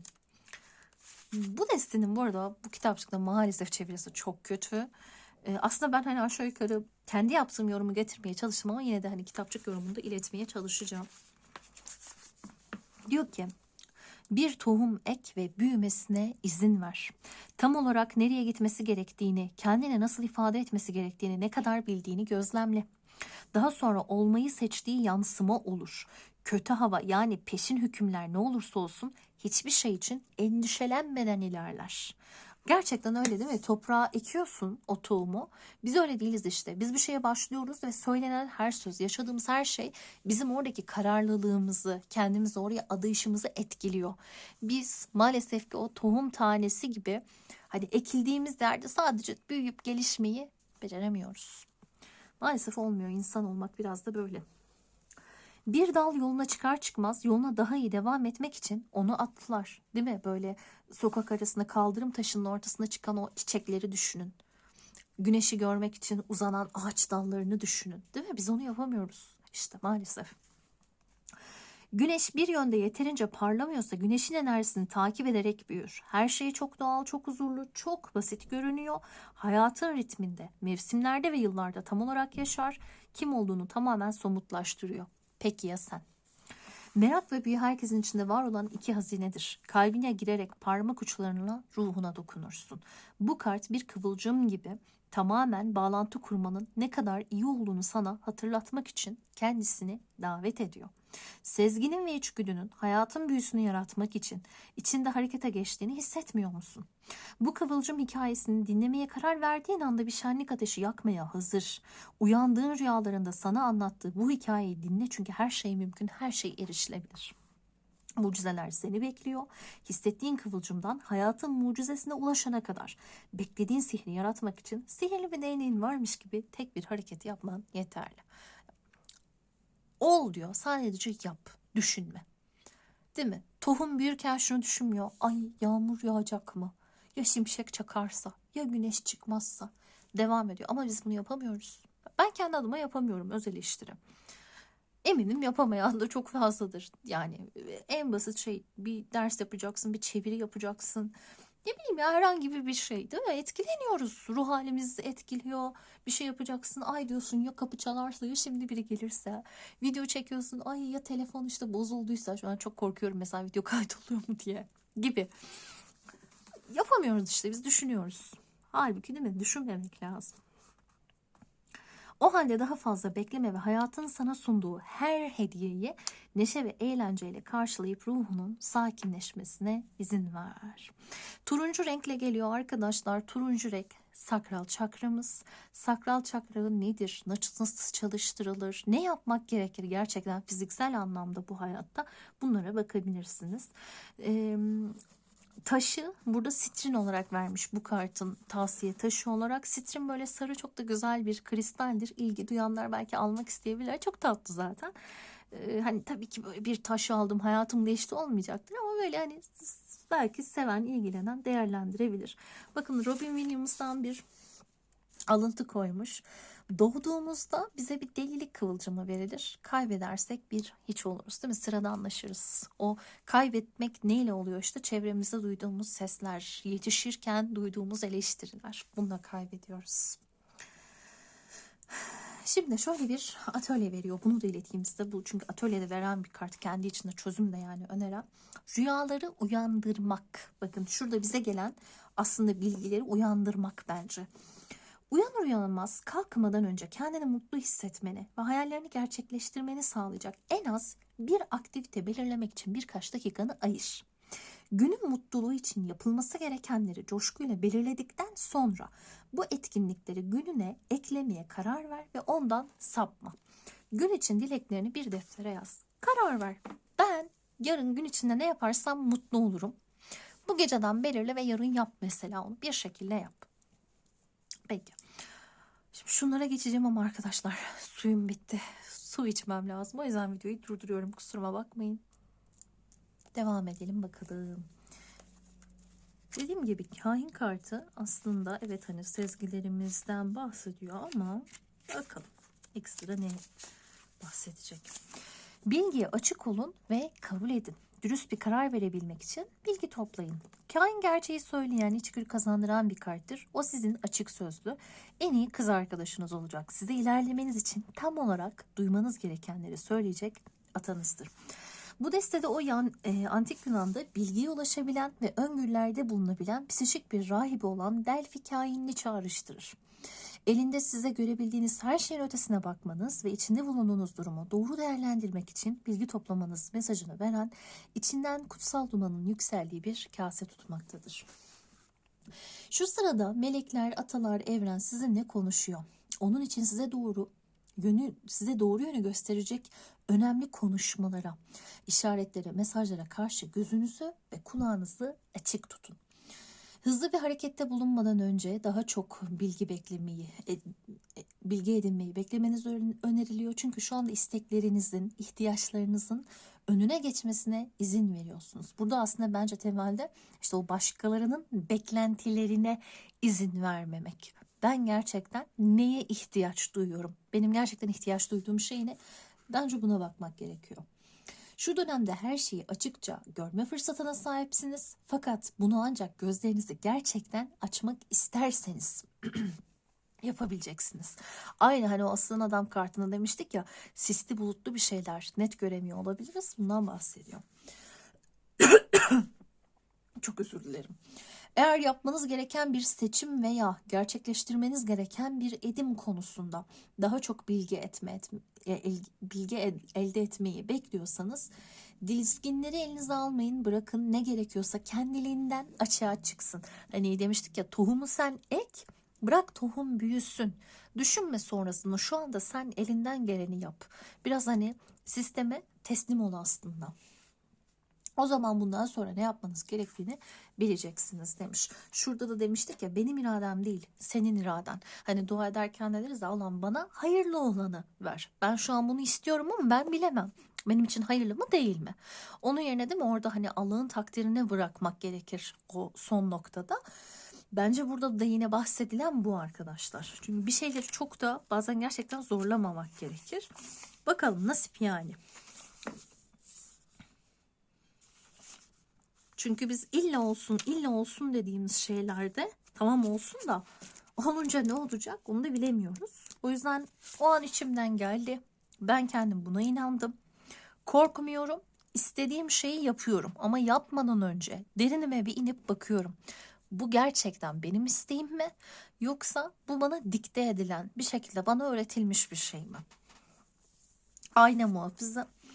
Güçlü ve zorlayıcı yanlarınız şimdiye kadar ne kadar yol kat ettiğiniz üstünde düşünmeye biraz zaman ayırın. Bakın, güçlü ve zorlayıcı yanlarım. Bunları tespit edeceğim.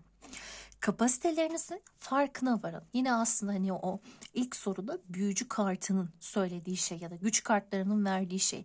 Senin güçlü olduğun konular neler? Bunları fark et.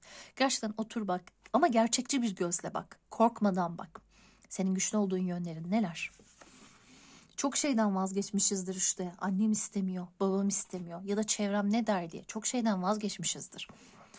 Melekler sizi olduğunuz gibi kabul ediyorlar. Zorlu bir dönemden geçiyor olsanız bile yine de sizi çok takdir ediyorlar. Hayat aynasına bakan bir melek olan ayna muhafızı sizi spiritüel gücünüze ve güzelliğinize tanık olmaya davet ediyor. Ayna, dünyanızın aslında size temel inanç ve düşüncelerinizi geri yansıttığı gerçeğini simgeliyor. Yani derler ya, neye inanırsan onu yaşarsın. Çünkü neye inanırsan onu yaşayacağın seçimlere gidersin aslında. Sonra da öyle olur zaten, öyle gerçekleşir zaten.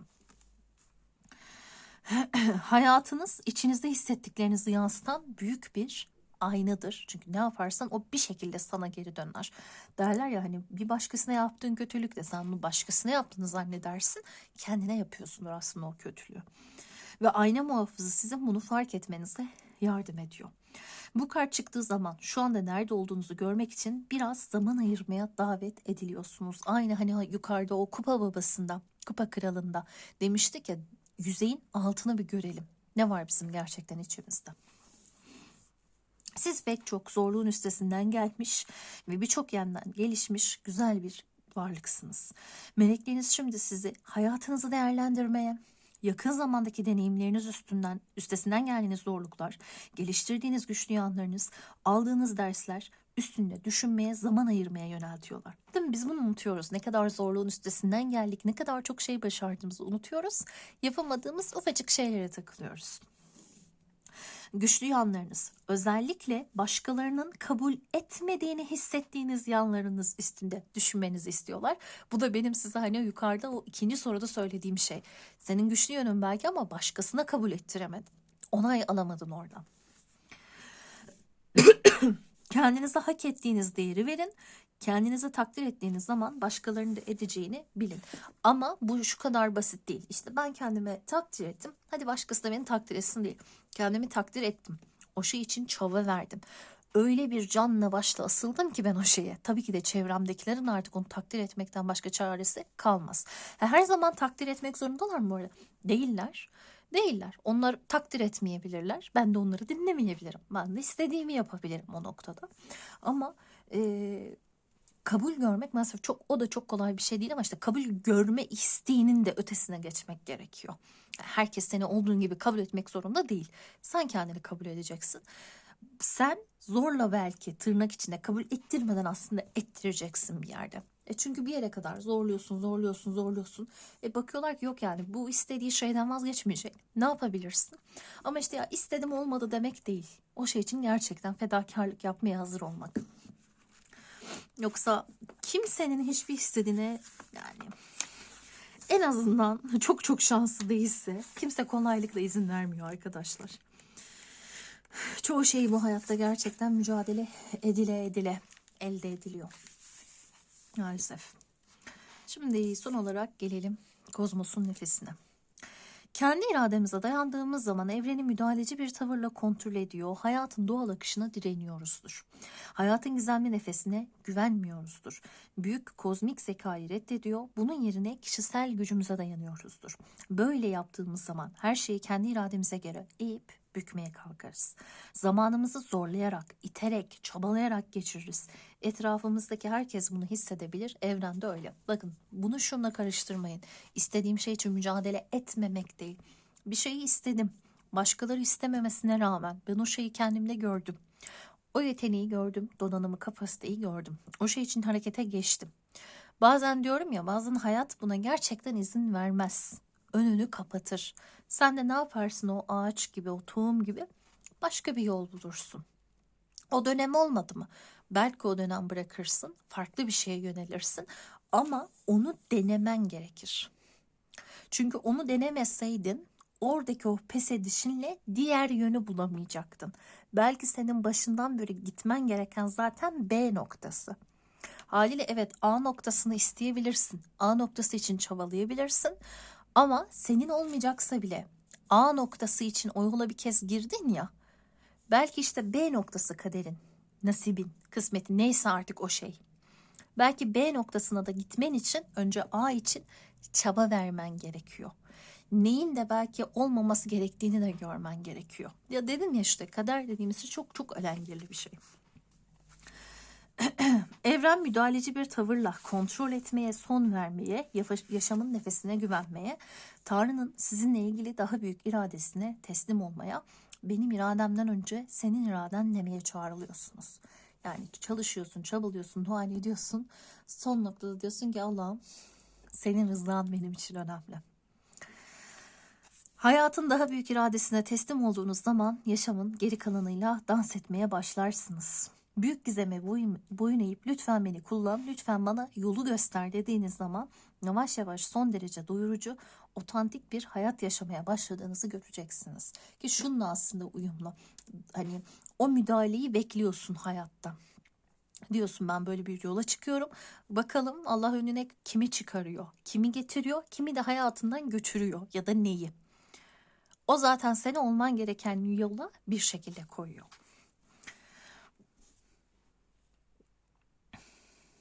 Hayatın nefesini solumaya başlarsınız.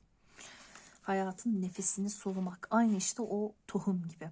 Haliyle arkadaşlar yapacağımız şey aslında burada, hani o yukarıda konuştuk ya, kendi güçlü yönümüzü, zayıf yönümüzü fark ediyoruz. Güçlü yönümüz için, kapasitemiz olduğunu düşündüğümüz şey için evet harekete geçiyoruz. Ama bunu bir başkasını memnun etmek için yapmıyoruz. Ben buyum, benim karakterim bu, bunu istiyorum. Bunu isterken bunu Yaradan'dan da istiyoruz ve bakıyoruz Yaradan gerçekten bize o konuda izin veriyor mu? Bizi o yola yönlendiriyor mu? Bazen gerçekten o yola gideceksindir bu arada. Gerçekten odur kısmetin, nasibin o şey. Ama seni öyle yollardan geçirir ki en nihayetinde sen belki başkalarıyla empati kurmayı öğrenirsin. Belki o zorlukları atlatmayı öğrenirsin. Daha güçlü bir versiyona gelirsin. Haliyle o yolda kazanacağın herkesin o bireysel olarak aslında yaşayıp da görmesi gereken şey aynı zamanda. Şunu da aslında bahsettik ama arkadaki mesajını okuyalım. İnsan zihni sürekli tohumların ekildiği güzel oldu. Yaşam tohumu tohum. Tohumların ekildiği verimli bir tarla gibidir. Sözcükleriniz kusursuz olduğu zaman zihniniz artık korkudan kaynaklı sözcükler için verimli bir tarla değildir. Zihniniz sadece sevgiyle söylenen sözcükler için verimli topraktır. Yani dedim ya, bir şeyi belki işte istiyoruz, yapmak istiyoruz ama çok korkuyoruz, çok kaygılanıyoruz. Olacak mı, olacak mı, olacak mı diye sorup duruyoruz. Aslında demek ki daha iyi versiyonumuzun şunu da kabul etmesi gerekiyor ki o zaten çok büyük bir meziyet. Tamam, ben bir şey istedim. Kendim istediğim için bu yola çıktım. Ama Yaradan'ın orada rızasını gözettim. Ya da sistemin, siz nasıl inanıyorsanız, ben kendi inancım üstünden yorum yapıyorum. Onu ben gözettim ve baktım hayat gerçekten benim için neyi mümkün kılıyor. Ama bu şu değil, hani Ayşe teyzenin, Fatma teyzenin, Ali amcanın, komşunun çocuğunun, kuzenimin, dedemin, nenemin, annemin, babamın yaparsan seni severiz, yaparsan seni kabul ederiz dediği şeyler değil. Unutmayın, peygamberlerin çoğu zaman yollarında en büyük karşıtları, onlara en büyük mücadeleyi verenler, onlara en çok karşı çıkanlar en yakınları oldu. Haliyle insanın orada kendi doğrusu neyse onu takip etmesi gerekiyor, ne olursa olsun. Sizin yolculuğunuz da buradan geçiyormuş gibi görünüyor arkadaşlar.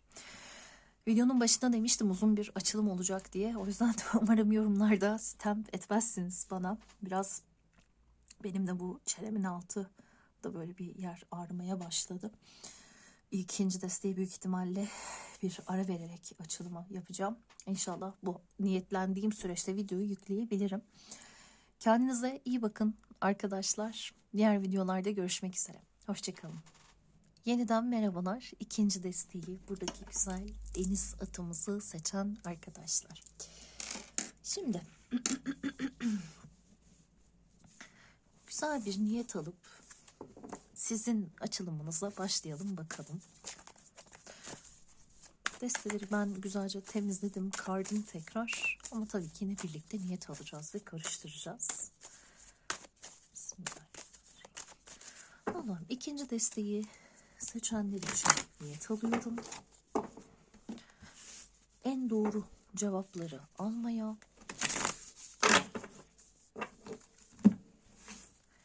ve en iyi şekilde yorumlayarak ikinci desteği seçenlere iletmeye niyet ediyorum. Hadi bakalım.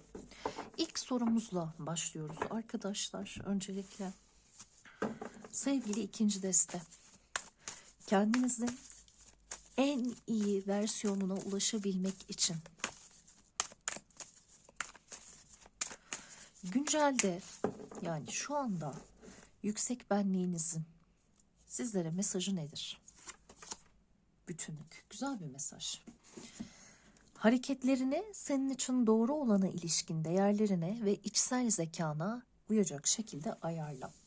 Yani her şeyden ve herkesten ziyade kendi içindeki o ahlaki pusulanı takip et diyor. Sana uymayan ortamlarda bulunma, sana doğru gelmeyen davranışları sergileme, kendin ol. Bazen çünkü uyum sağlamak için, değil mi? Ödün verebiliriz ya da istemediğimiz halde, çekindiğimiz için, korktuğumuz için istemediğimiz davranışları gösterebiliriz ama aslında bize uygun değildir. Güncelde yüksek benliğinizin sizlere mesajı nedir? Sevgili ikinci deste. Lia, alanını koru. Ne kadar aslında aynı konu geldi. Farkında mısınız? Birinde bütünlüğümüzü korumak var. Diğerinde de alanımızı korumak. Kendimize aslında hani oluşturduğumuz alanı, o kişisel sınırlarımızı, hem tabii ki burada o enerji alanımızı korumak. Her insanın buraya çok kolay geçmesine izin vermemek. Negatif enerjilerden, nazardan vesaire de belki evet kendimizi korumak. Enerjimizi gerçekten doğru, dürüst, güzel insanlarla belki de değerlendirmek, yanlış insanlara hem burada akıtmamak, zarar görebileceğimiz kişilere, ama hem de bence sınırlarımızı korumak da var işin içerisinde. Zaten yorumumu yaptıktan sonra arkadaşlar hani bu kartların, kitapçık yorumlarını da ileteceğim tabii ki size. Ama dediğim gibi bana ilk bakışta açıkçası gelen yorum bu. Özellikle burada bakın suyun içinde görüyoruz Lia'yı. Zaten suyla ilgili bir figür.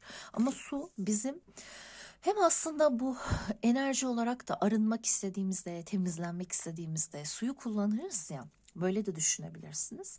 Su diğer taraftan arkadaşlar sembolizmada hep bizim duygularımızı, iç dünyamızı anlatıyor. Bir yandan tabii ki bilinç dışımızı anlatıyor. Yine bakın hani duygularımızı korumak, bilinç dışımızı korumak. Yine burada zararlı şeylerden, zararlı kişilerden, alışkanlıklardan da korunmak var aslında bir nevi.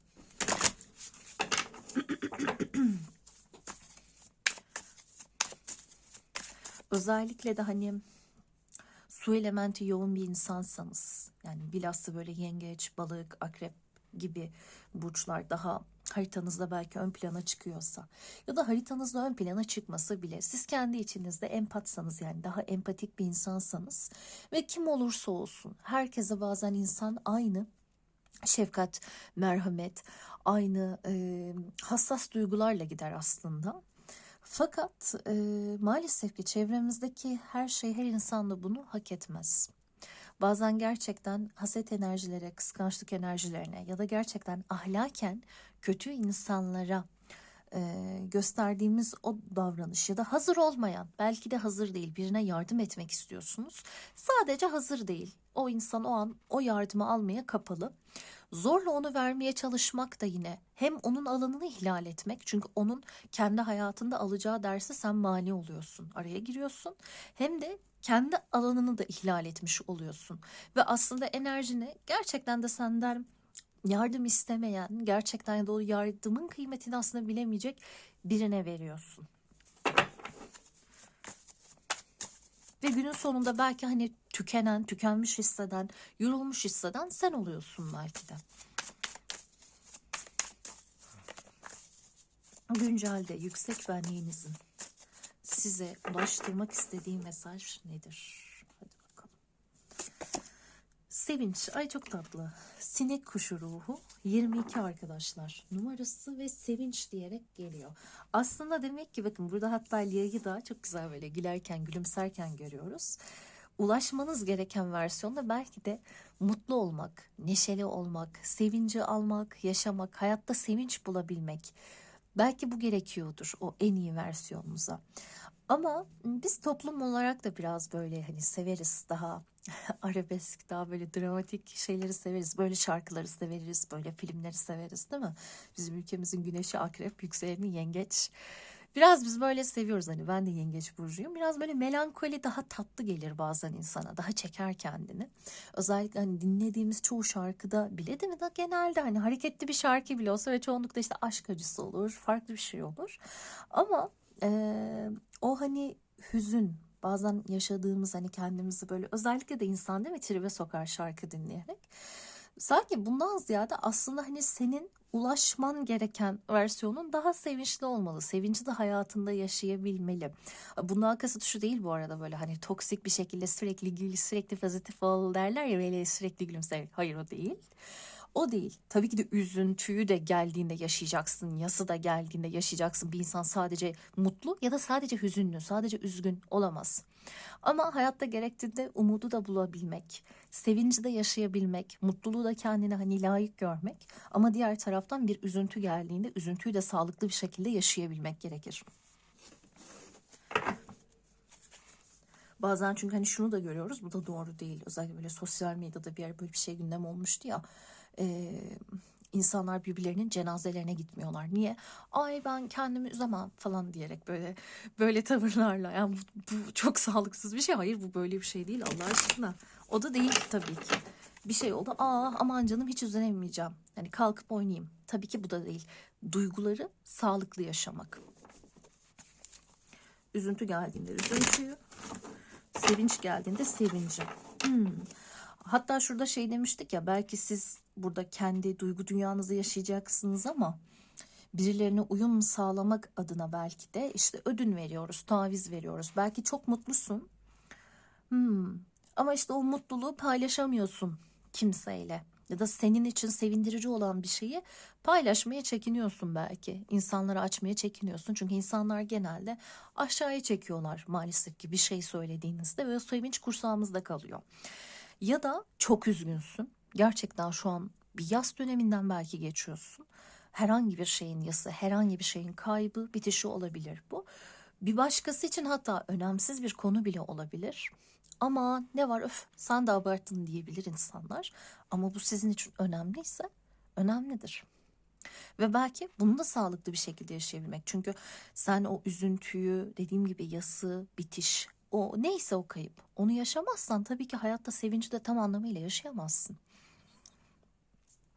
Ama duygular bizim hani nasıl desem, işte mutluluk ya da üzüntü, hani bunlar bizim böyle nihai duygu durumumuz değil.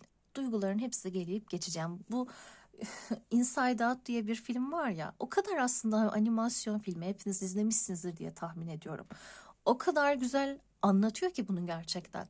Hani orada Neşe ne kadar bence çok böyle toksik bir pozitifliktir. Neşe'nin ilk hali ki onun da saçları maviydi. Onun da aslında kendi içinde üzüntüyü yaşayabilmesi gerekiyordu.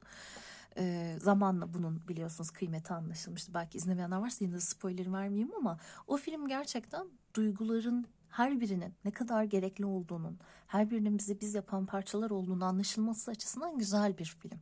O yüzden her zaman böyle neşeli, her zaman mutlu da tabii ki de olamayız. Size kıymetli gelen bir acı varsa bunu yaşayacaksınız. Sizin canınız acıyorsa acıyordur. Bunu hiçbir şey değiştirmez. Belki de burada evet bu var. Çünkü bakın şurada bütünlükte yani kadın biraz hüzünlü duruyor değil mi? Böyle başını eğmiş. Çok hüzünlü aslında bir duruş salıncakta. Ama böyle sanki sallanıp böyle o hüznünü yaşamaya çalışıyor. Bunu yaşarsa sonrasında belki hani artık bu üzüntüyü, bu yası yaşadığı için rahat rahat artık gülebilecek, mutlu olabilecek, belki de mutluluğu da yaşayabilecek. Ama şunu yaşamadıkça şuna geçemezsiniz. O acı, o yas sizinle devam eder. Benim bunu yaptığım bir dönem olmuştu. Hani çalışarak kendimi kandırdığım ve çalışarak avunduğum ve bir yası yaşamamaya çalışmıştım. Sonra çok kötü tökezledim. Yani 5-6 ay sonrasında bu sefer depresyon olarak geri geldi. Bastırdığım için.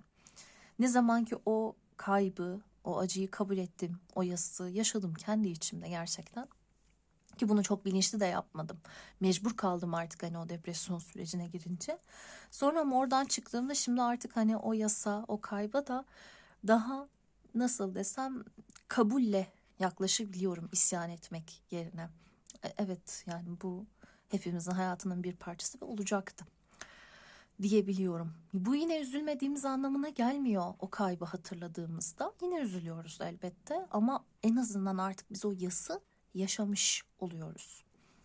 O yüzden Bu herkes için farklı bir şey arkadaşlar. Yas dediğimde, kayıp dediğimde hani illa böyle birini fiziken kaybetmek gelmesin aklınıza.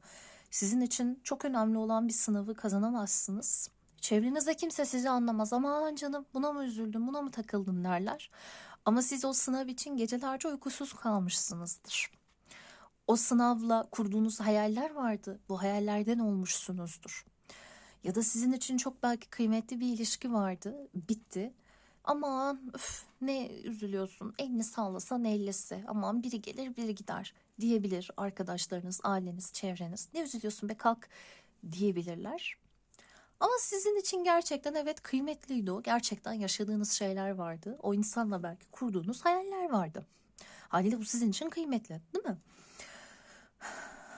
Demek ki burada şu an sağlıklı bir şekilde yüzleşmeniz gereken bir yas duygusu var. Ve bunu şunun gibi de düşünmeyin.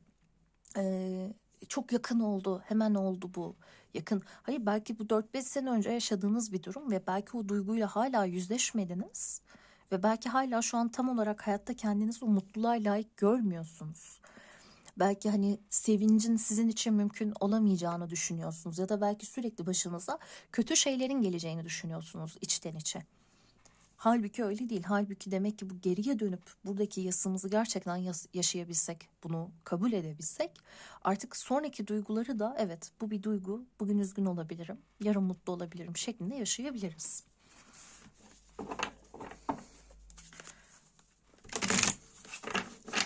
Son olarak tarot kartlarımızı da bir alalım. Ama konu bana çok netleşti, yani açık konuşayım.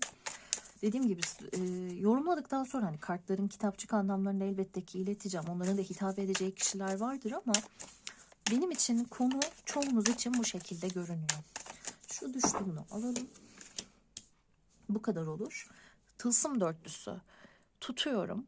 Değil mi? Tutuyorum bir şeyi kaybetmemek için. Belki zaten çoktan aslında kaybettim. Kaybetmemek için tutuyorum, tutunuyorum hala oraya. Ama bittiyse bitti. Yani o acıyı yaşamaktan, o hüznü yaşamaktan başka bir lüksüm yok maalesef. Şöyle yapalım yani. Yaşamama gibi bir lüksüm yok yani maalesef. Ve burada tılsım dörtlüsü bazen gerçekten bize bunun maddi kaygılardan oluştuğunu da söyleyebilir. Yani sizin için mesela çok önemli bir borcunuz olabilir ya da maddi olarak istediğiniz noktada olmayabilirsiniz ve bu gerçekten sizi çok üzüyordur. Ama belki hani çevrenizde, hani en yakınlarınız bile ya hani paradır, kazanılır, üzülme, iyi niyetle diyorlardır ama üzülüyorsunuzdur belki mesela. Ya da işte sıkı sıkıya kaybetmemek için tutunduğumuz şeyler vardır hayatta.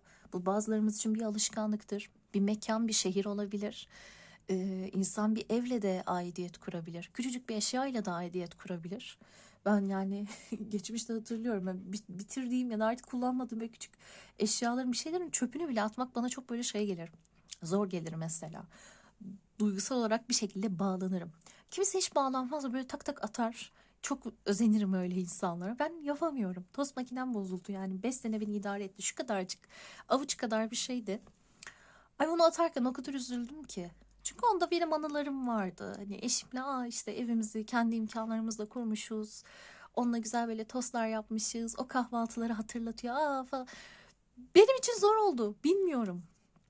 Diyorum ya, bu çok yani başkasına gülünç gelen bir şey olabilir diyebilirsiniz. Ne alaka tost makinesi? Bazılarınız için işte evet tost makinesi belki de.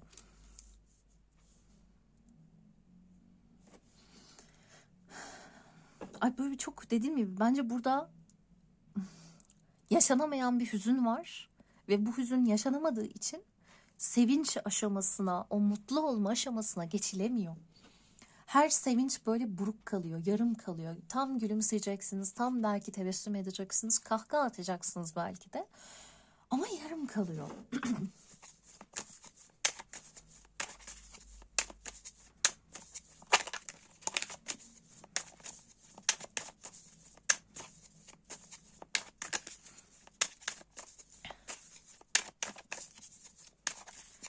Şu an güncelde yüksek benliğinizin size mesajı nedir sevgili ikinci deste?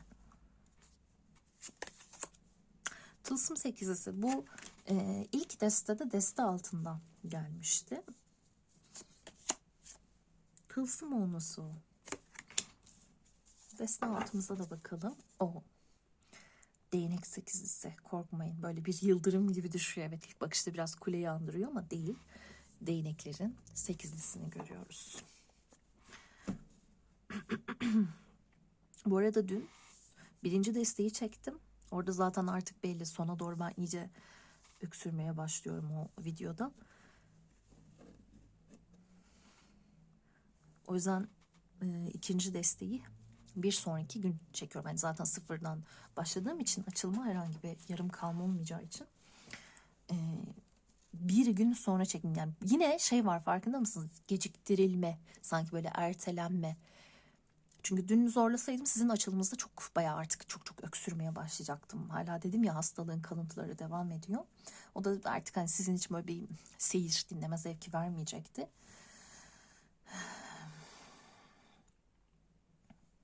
Ama yine bir ertelenme hali, bir şeyin ertelenmesi. Ki şey dikkatimi çekti. Sizin seçtiğiniz hayvan sembolizmi, yani daha doğrusu iki zaten sembolizmimiz vardı. Biri çapaydı, gemi çapası. Diğeri de deniz atıydı. Deniz atı biliyorsunuz ilginç bir hayvan. Gebelik dönemini erkekleri yaşıyor. Ama şöyle de bir durum var. Deniz atı geldiğinde işte bazı diğer rehberlik destelerinde bunu görürsünüz. İzle ve bekle der. Çok sevdiğim destelerimden biri. İzle ve bekle. Olaylara farklı bir yerden bakabil.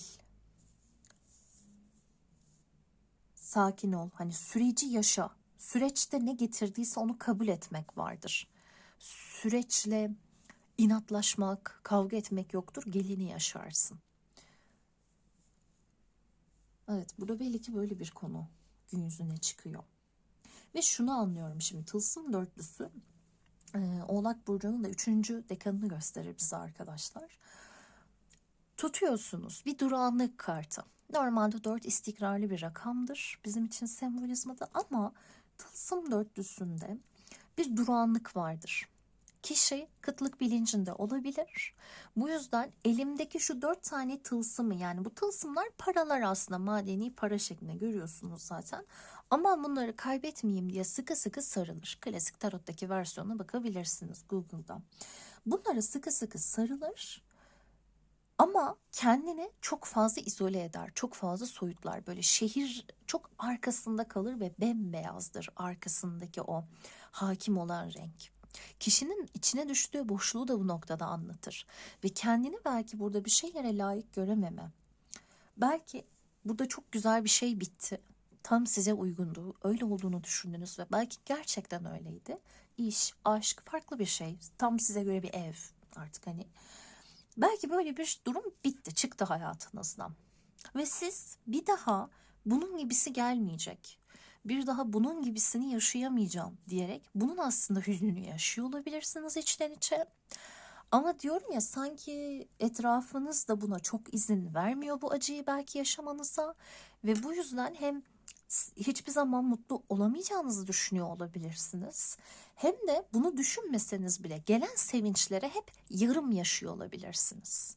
Hani bizim kültürümüzde şey çok vardır. Ay işte çok güldük, şimdi çok ağlamayalım mesela. Hani çok gülersek, çok mutlu olursak sanki başımıza böyle kötü şeyler gelecekmiş, İşte onu hak etmiyormuşuz gibi bir algımız vardır. Halbuki bu çok böyle Allah'a da suizanla bakmak, hani sürekli kötülük beklemek. Halbuki Rabbimiz çok bağışlayıcı, çok lütufkar, güzellikler de verebilir bize imtihanların yanında. Bunu da unutmak, değil mi? Orada suizan yapıyorsun seni yaradana da, sürekli bu kötü beklentilere girdiğinde ya da benim başıma iyi bir şey gelmez dediğinde. Hayır, şimdi biz bunu yaşıyor olabiliriz. Çoğumuz bunu yaşarız. Çoğumuz mutlaka bu duyguları yaşarız bir noktada. Ve yanında tılsım sekizlisini görüyorum. Bence bu zaten emek verdiğiniz, yine dediğim gibi, konularla ilgili. Ki bunların örneklerini saydım, hani tekrar anlatmayayım, sıkmasın sizi, ama emek verdiğiniz herhangi bir şey. Belki çok emek verdin, yıllarca bir evde kirada kaldın, çok güzelleştirdin o evi, ama bir gün ev sahibi dedi ki çık.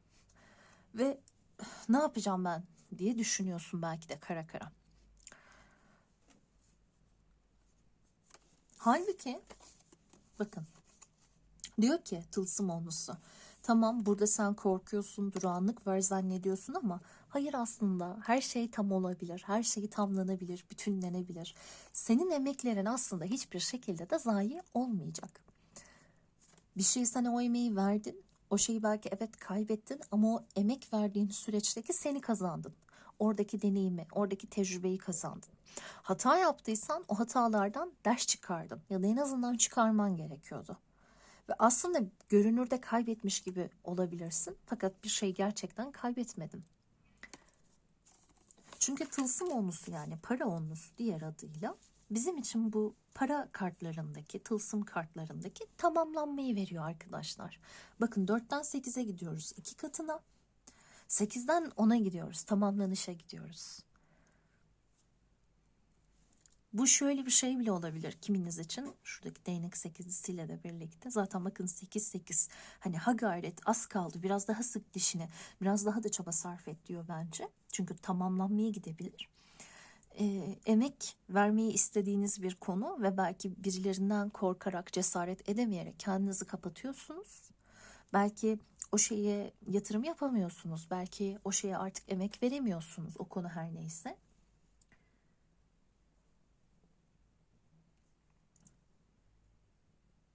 Belki çekiniyorsunuz. Ama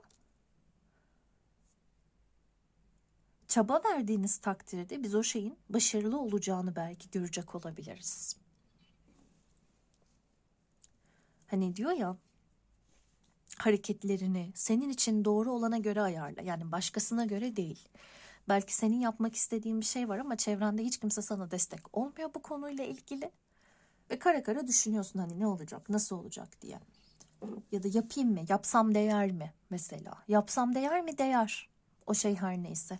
Ve dikkat edin, sinek kuşu burada nektar içiyor. Çiçeğin nektarını içiyor arkadaşlar, ince uzun gagasıyla. Ve şu an aslında o uçuyor.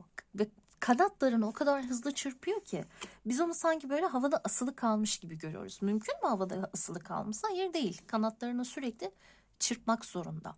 Kuş şunu düşünmüyor. Önümde hani bir nektar var. Ya bunu içsem mi, içmesem mi? Aç ve beslenecek. O ihtiyacı giderecek. Çünkü buna ihtiyacı var. Bunu yaparken de bakın çabaya devam ediyor. Biz şey de diyebilirdik ona, ya deli misin, niye kanat çırpıp duruyorsun ki? Niye kendini yoruyorsun ki? Boşuna çabalıyorsun ki? İnsanlar olsa derdi belki ve belki size de işte bu söyleniyor. Ve bu yüzden belki de sizin hayır, bana doğru gelen bu. Ben bu konuda evet emek harcayacağım.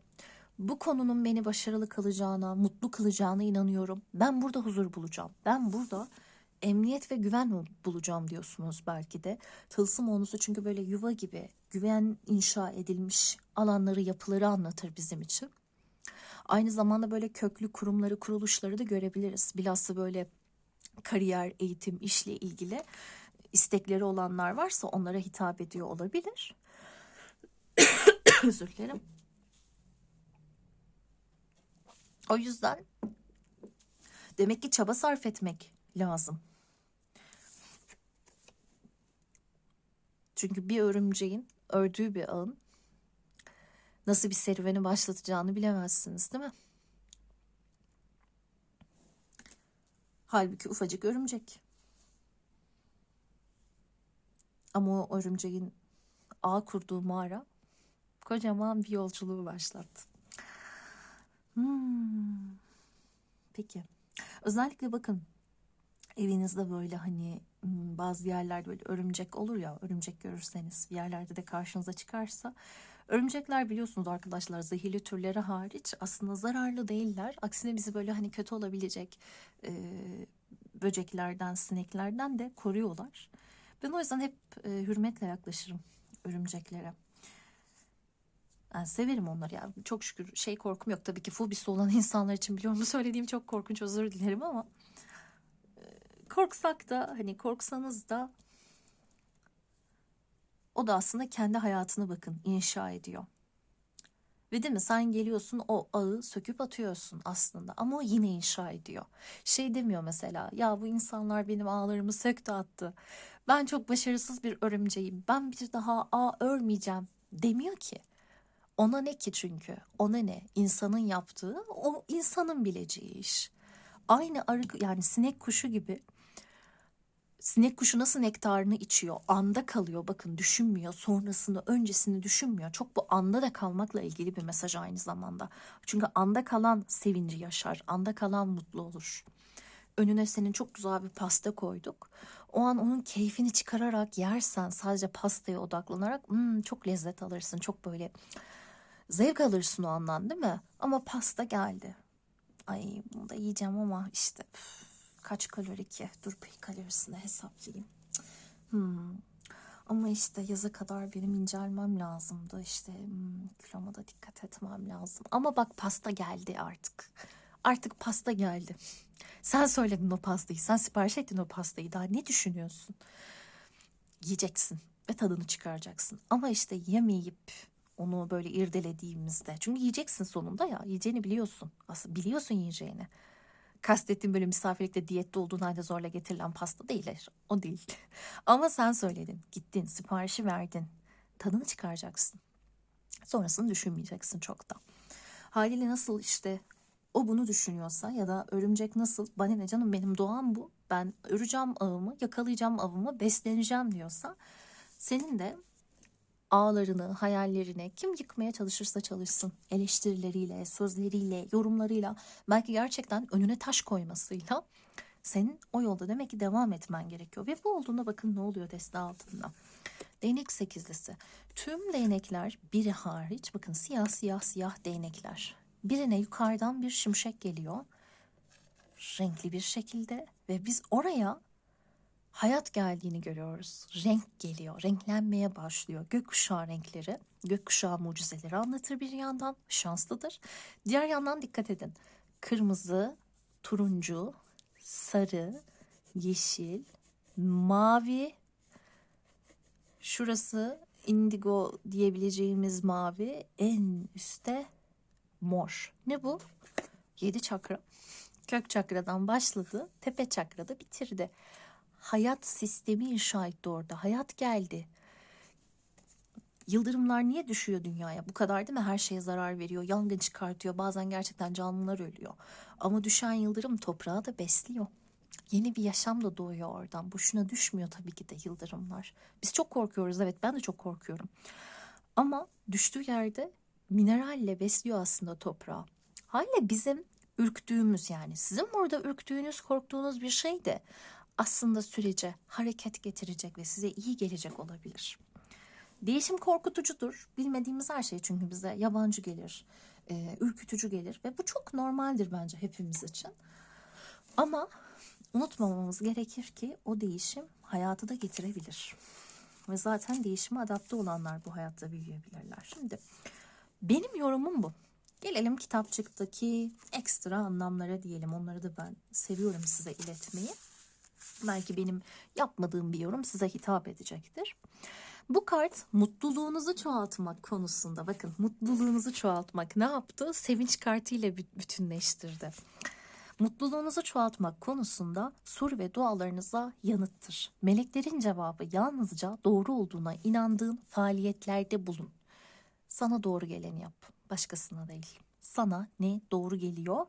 Ahlaken bu başkasına zarar veriyor mu? Vermiyor, tamam. Yani bu anlamda sana doğru geliyor dediğimizde tabii ki çok büyük şeylerden bahsetmiyoruz, öyle başkaları için yanlış olabilecek. Bu başkasının değil, sizin kendi davranış kurallarınıza dayanır. Melekler suçluluk veya utanç duyduğunuz davranışlarda bulunmanın kendinize saygınızı ve özgüveninizi yıpratacağını söylüyor. Mesela sizin çok sevdiğiniz bir arkadaşınız var. Ona da başka ortak arkadaşlarınız var. Diğer arkadaşlarla buluşmaya gidiyorsunuz. Sizin yanınızda o sevdiğiniz arkadaşınızın dedikodusu yapılıyor belki de. Şimdi sizin ya oradan kalkıp gitmeniz gerekir, ya o insanlara karşı çıkmanız gerekir. Değil mi? Ya ne diyorsun sen? Hani o öyle biri değil, ya da konuşamazsınız, arkasından konuşamazsınız demen gerekir. Ama kaç insan gerçekten bunu yapabilir? Bu azınlığın daha yapabileceği bir şey. Ya da insanın gerçekten çok orada cesur davranabilmesi gerekir. Fakat ya tamam canım, neyse, hadi ben de konuşayım arkasından. Oo, zaten çok büyük bir falso, çok büyük günah. Asla yani. Ya da susuyorsun. Tamam, belki sen dedikodu yapmıyorsun onun hakkında ama susuyorsun. Bir nevi iştirak ediyorsun aslında. Fakat rahatsız da oluyorsun vicdanen. Diyorsun ki ya bu bana doğru gelmiyor. Konuşulmamalı bu konu. Değil mi? Bunun gibi düşünebilirsiniz. Tersine yalnızca doğru olduğunu hissettiğiniz şeyi yaparak kendinizi harika hissedebilirsiniz. Aynı şekilde bu da sizin kendi ahlaki pusulanıza dayanır. Başkasınınkine değil. Bütün yaşamınızı içsel hakikatinizle tamamen uyumlu hale getirebilmeniz için melekler her durum veya ilişkiyi değiştirmenize ya da iyileştirmenize yardım edebilir demiş. Deste melek terapisi olduğu için orada sürekli melekler deyip duruyor, biliyorsunuz. Ben çok o şeye katılmıyorum. Haliyle değişmek mi istiyorsun? Kendinle ilgili bir şey mi değiştirmek istiyorsun? Evet, değiştirebilirsin. Herhangi bir mahsuru, herhangi bir beis yok bu konuda. Şimdi Lia'ya geleceğiz. Kitapçı olmaya çalışıyorum. Çok fazla deste var arkadaşlar. Özür dilerim.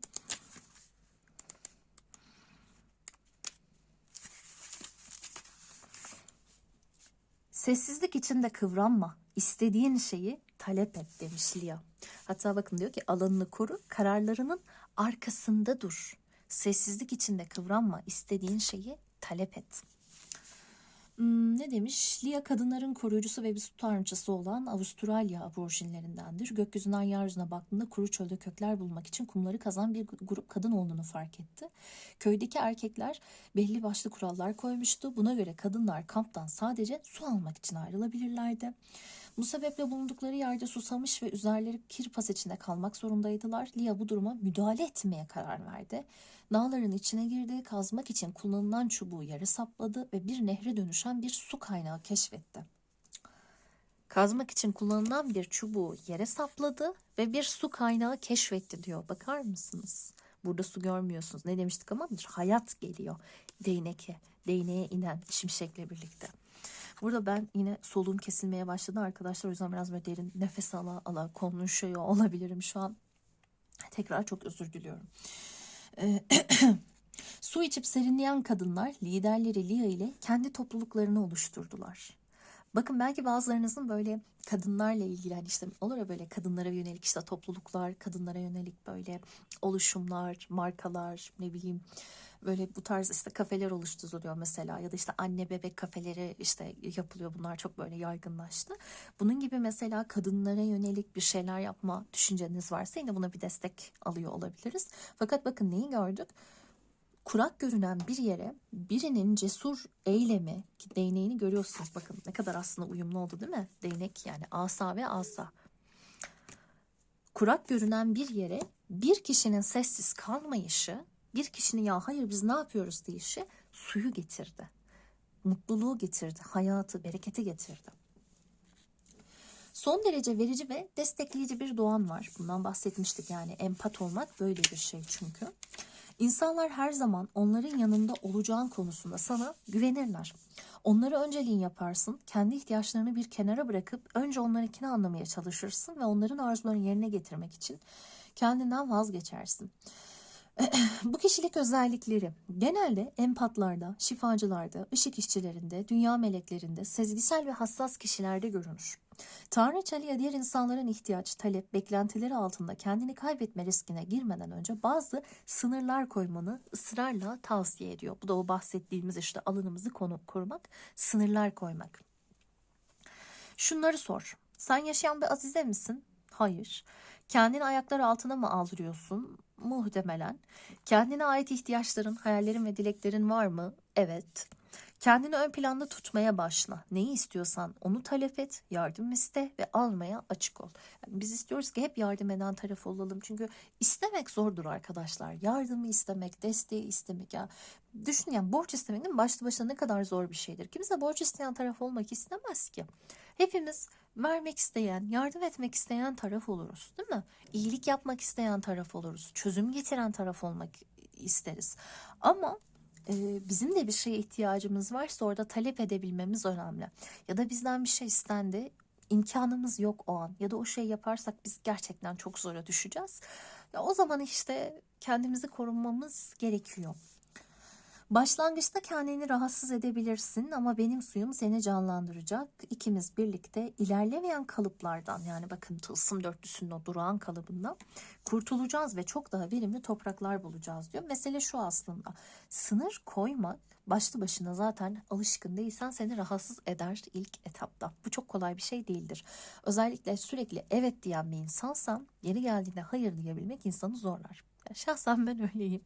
Buna ben de son birkaç aydır çaba sarf ediyorum mesela, ama işte ne kadar başarılı oluyorum orası tartışılır.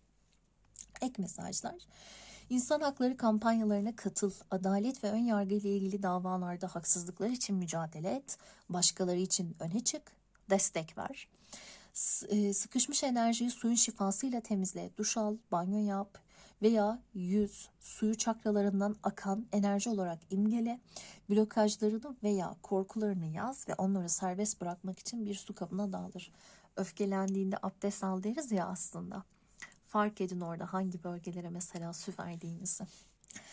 Toksik veya tükenmiş bir ilişki varsa bunu bitirebilirsin demiş. Özgüvenini destekleyecek bir eğitim al diyor. Yani demek ki hayatımdaki zararlı durumlara, kişilere, kalıplara set çekiyorum. Diğer taraftan da özgüvenimi besleyecek olan alana da izin veriyorum. Gelelim sinek kuşu ruhuna.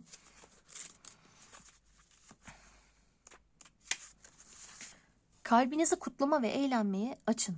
Büyümek için acı çekmeniz gerektiğini kim söyledi?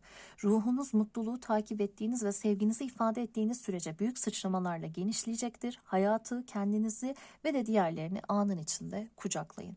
Hani bazen buna inanırız da gerçekten mutlu olabilmek için ya da büyüyebilmek için acı çekmemiz gerekiyor.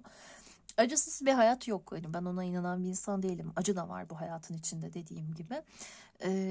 Fakat her zaman acı değil. Neşeyi deneyimlemek için önce koşulların farklı olmasını bekliyorsanız bu son derece uzun bir bekleyiş olabilir. Yani mesela işte atanayım, mutlu olacağım. Daha rahat bir eve geçeyim, mutlu olacağım. İlişkim olsun, mutlu olacağım. O şey olduğunda da mutlu olmayabilirsin.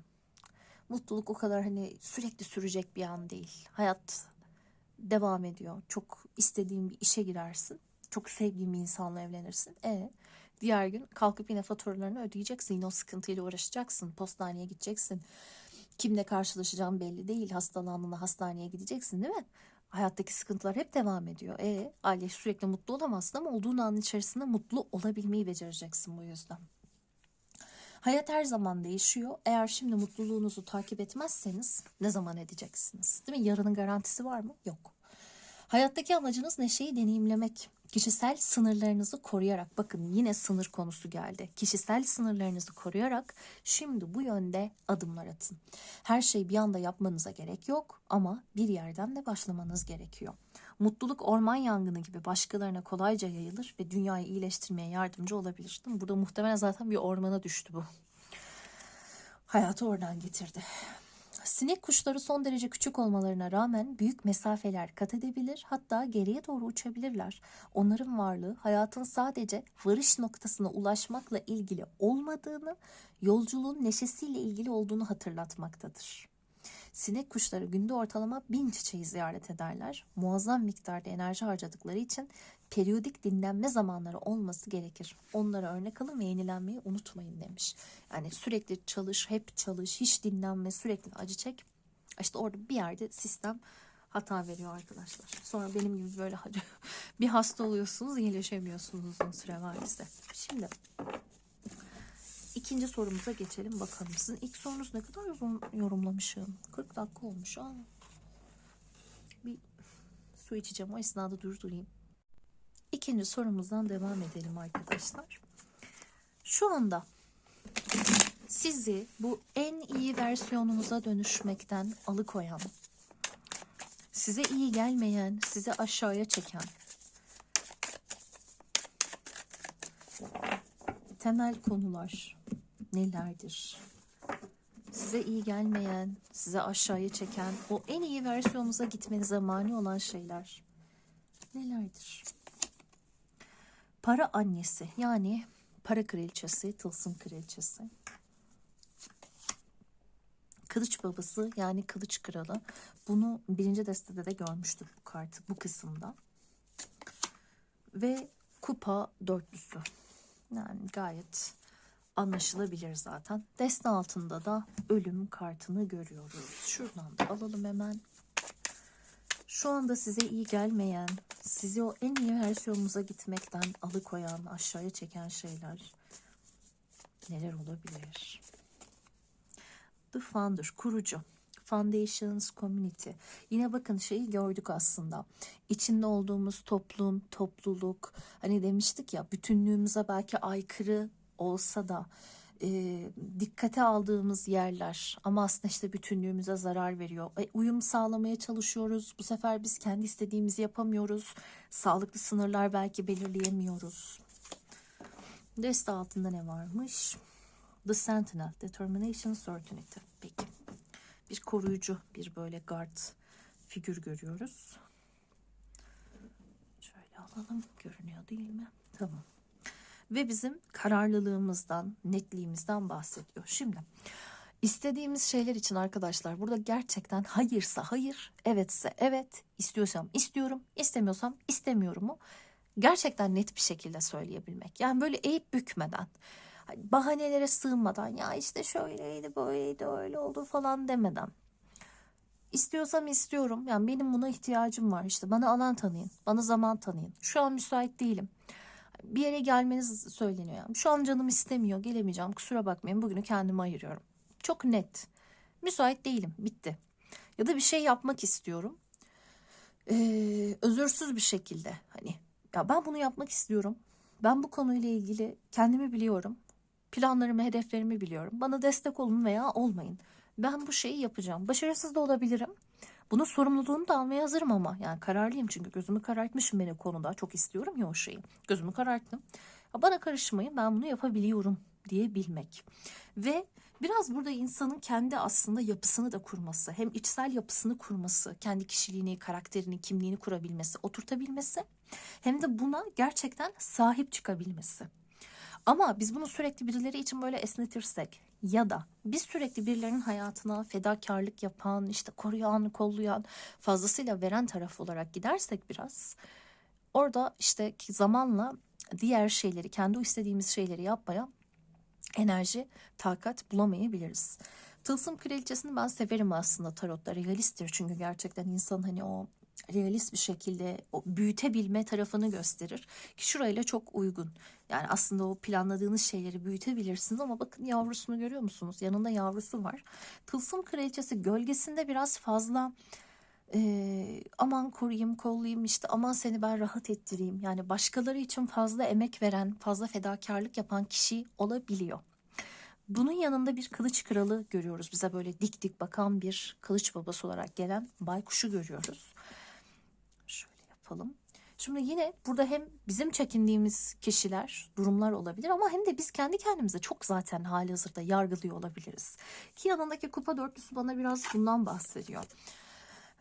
Kupa dörtlüsü arkadaşlar, hani tılsım dörtlüsünde demiştik ya, bu dördün gölge yönünü, yani o durağanlık yönünü bize anlatıyor diye. Kupa dörtlüsü de aynı şekilde maalesef 4 rakamının hani o işte stabilite, istikrar yanını, yönünü değil, durağan, durgunluk, bir şeylere böyle hani ara verdik, poz, mola verdik, o durumu bize anlatıyor.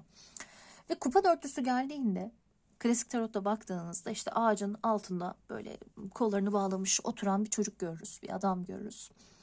Göklerden de ona gelen böyle bulutun içerisine gelen bir kupa vardır ama yani çok şey değildir, ne derler ona.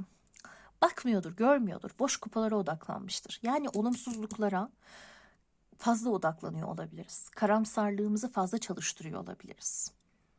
Ve şuradaki aslında realist bir şekilde istediğimiz şeyleri gerçekleştirme gücümüzü maalesef biraz böyle çok kendimizi yargıladığımız, başkasından önce bence bizim kendimizi çok yargıladığımız, belki kimse bize bir şey demeyecek. Ay aman falanca ne der, falanca ne düşünür, ay acaba bana nasıl bir tepki verirler. Belki gözümüzde büyüttüğümüz ya da belki gerçekten hayatın normalde de zaten getirebileceği hani sıkıntıları, bugüne kadar yaşadığımız belki aksilikleri, hani o dolduramadığımız kupaları yine belki sadece gördüğümüz bir süreç olabilir. O halde ne yapacağız? Yani kupa dörtlüsünde çünkü şöyle bir şey de var, hani içten içe aslında blokaj olarak baktığınızda insanın bir şeyleri de böyle hak ettiğine inanmaması. Hani ben bunu zaten hak etmiyorum ki diye düşünmesi en başta. Tamam, belki o şeyi istiyorum ama layık görmüyorum belki de kendimi. Ve diyorum ya, herkesten önce ben kendimi yargılıyorum zaten o konuda. Haliyle benim onu dönüştürmem gerekiyor, değil mi? Ölüm kartı bizim için çok büyük bir dönüşüm kartıdır. Evet, ölüm ama aynı zamanda yeniden doğumu da anlatır. Bu kartın zıt kartı güneş. Yeniden doğan bir çocuk vardır orada. Hayat enerjisiyle dolu. Haliyle beni demek ki burada aşağıya çeken şey, her şeyden önce belki de benim hak etmediğime inanmam, değersiz hissetmem. Kendim değersiz hissettikçe başkalarına belki çok fazla vererek, kendimde yokken bile belki vererek, sunarak, onların da alanına girerek, kendimin alanının da, yani benim alanımın da onların tarafından ihlal edilmesine fazlasıyla izin vererek, belki sürekli böyle bir işte özür dileme modunda olarak ya da sürekli böyle, nasıl desem, kendimi çok fazla anlatarak, çok fazla izah ederek, işte aman yanlış anlaşılmayayım, aman işte hakkımda kötü düşünmesinler diyerek kendimden çok fazla vermem. Çünkü bu da kendinden veriştir. Hiçbir özür, hiçbir açıklama borçlu olmadığın insanlara senin sürekli özür dilemen, sürekli kusura bakmayın, kusura bakmayın, kusura bakmayın demen karşındakini de rahatsız eder artık bir noktada. Haliyle biraz burada özgüveni de kaldırabilmemiz lazım. Motivasyon eksikliğimizden zaten bahsediyor kupa dörtlüsü. Demek ki motive de olamıyorum istediğim şeyler için. Ama motivasyon da şöyle bir şey değil arkadaşlar. Ya oturdum, motivasyon gelsin diye bekledim. Değil. Maalesef öyle çalışmıyor. Bizde, insanlar da öyle çalışmıyor. Motivasyonun yok mu? Oturacaksın o masanın başına. Her ne yapıyorsan, ister ders çalış, ister işin için çalış, ister artık her ne yapıyorsan kalkıp yapacaksın. Yaptıkça gelir motivasyon. Ders çalışmakta da böyledir, her şeyde de böyledir. Motivasyonu beklemezsin, gelmez çünkü. Yani biz mümkün mertebe bu enerjiyi harcamamak isteriz çünkü. Bu bizim elimizde de değil. İçgüdümüz bu şekilde çalışıyor, bedenimiz bu şekilde çalışıyor. Haliyle kupa dörtlüsüyle ne yapıyoruz? Kendimizden çalmıyoruz. Bakın, fare koyulması da manidar, değil mi? Fareler böyle küçük küçük gelirler, değil mi? Herkes uyurken evde karıştırır, bir şeyleri çalar, götürür. Demek ki biz de enerjimizin sızmasına izin veriyoruz. Ya haddinden fazla bir şeyleri bekleyerek, değil mi? Harekete geçmiyorum, oturmuş bekliyorum çünkü burada hepsini otururken görüyorum. Ya bekleyerek ya başkalarına çok fazla vererek, demek ki ben aslında enerjimi haksız bir şekilde dağıtıyorum. Bu da beni aşağıya çekiyor ve kararlılığımı, motivasyonumu düşürüyor. Halde günün sonunda diyorum ki ya bu şeyi çok istiyorum ama motivasyon bulamıyorum. Bulamazsın zaten. Kalkıp yapacaksın. Bunu göze alacaksın. Gelen bu. Peki. Şimdi son sorumuza gelelim. Son sorumuzu, destelerini şöyle alalım.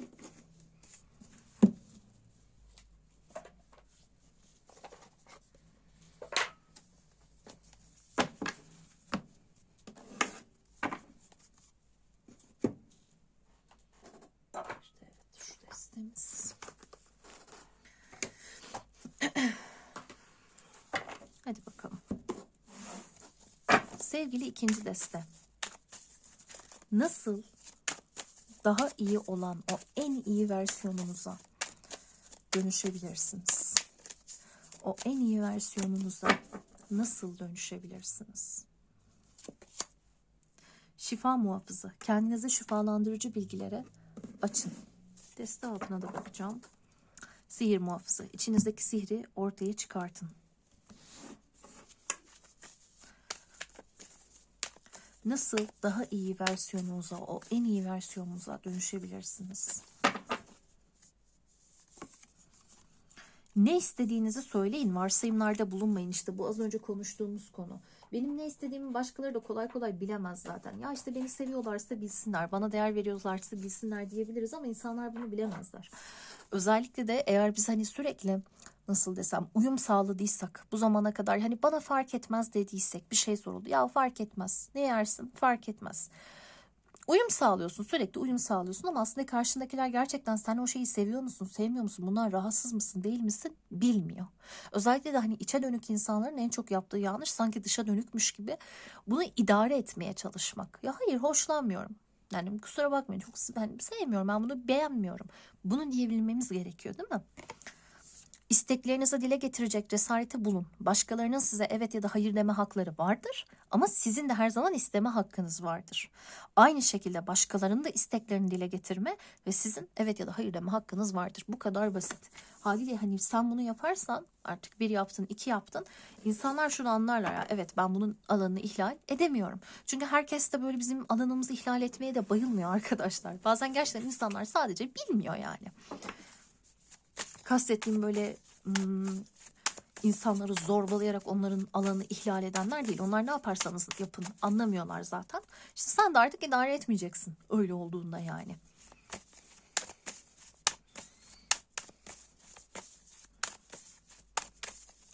Herkesin yardımına koşamazsın. O oksijen maskeni en çok ve ilk kendine bağlayacaksın. Nasıl daha iyi bir versiyonunuza geçebilirsiniz? Yıldız banyosu. Işık beden, kristal ağ, iletme, aktifleşme. Kaldı ki sürekli verirsem, sürekli kendimden ziyade bakın başkaları için yaşarsam ya da istemediğim halde sürekli veren bir pozisyonda olursam zamanla o ilişkiyi yaşadığım insanlara kimse bunlar öfke de duymaya başlarım. O yüzden hayır diyebilmek çok da kötü bir şey değil. Mesafe koyabilmek sağlıklıdır. Hani iyi hissetmediğinde hani o arkadaşınla konuşmaman evet sağlıklıdır. Çünkü gerçekten karşındaki hani o anlayış seviyesinde bir arkadaşınsa bunu anlayacaktır. Anlamıyorsa da o insanla o ilişki yaşamak zaten çok tüketici değil mi? Sürekli kaçtığın, sürekli bahaneler ürettiğin bir ilişkiyi yaşamak çok zor. Nasıl en iyi versiyonunuza geçebilirsiniz ikinci deste? Utanmanın boğuculuğu. Zaten en çok değil mi? Utanç duygusu yaptırıyor zaten bize bunu. Ne yaptırıyorsa utanıyoruz. Biz istemeye de utanıyoruz. Bizden bir şey istenildiğinde bizde o yoksa bunu vermemeye de utanıyoruz. Dediğim gibi hem bu bizim biraz toplumsal hani o kodlarımızda var. Kültürümüz böyle değil mi? Yapacak bir şey yok diyoruz bazen ama işte bunun aşırıya kaçtığı durumlarda kötü maalesef. Kabuğundan çık, kendin olmaktan ve isteklerini ifade etmekten kendini mahrum etme. Haliyle isteyeceğiz. Ne yapalım? İsteyeceğiz. Bir şey istiyorsak isteyeceğiz. İstemiyorsak da hayır diyeceğiz. Aynı şey bize yapılan için de geçerli. Biri bizden bir şey istedi. Yapabilecek bir konumda değilim. Onu yapabilecek bir durumda değilim. Hayır diyebilmeliyim. Çünkü bakın idare ettikçe bence burada istemediğiniz halde bazı şeyleri yaptıkça kendinizden çalıyorsunuz. Burada kalp çakra belli ki sıkıntı yaşıyor. Şifa muhafızı bize kalp çakrayı çok fazla gösteren, yansıtan bir kart yemişiz zaten görüyorsunuz. Elinde kadüseyi görüyoruz şifa muhafızının. Kendimi belki zaten strese sokuyorum. Streslendikçe belki hastalanıyorum zaten. Hem de içinizdeki sihri ortaya çıkaran aslında bu bizim yeteneklerimizi gösterebilmemiz. Bir içimizde motivasyon hani diyoruz ya gelmiyor. Ben enerjimi bu kadar dağıtırsam gelmez zaten o motivasyon. Bunu kullanabilmem, bunu dönüştürebilmem lazım. Hedefim, önceliğim olmalı benim gerçekten de.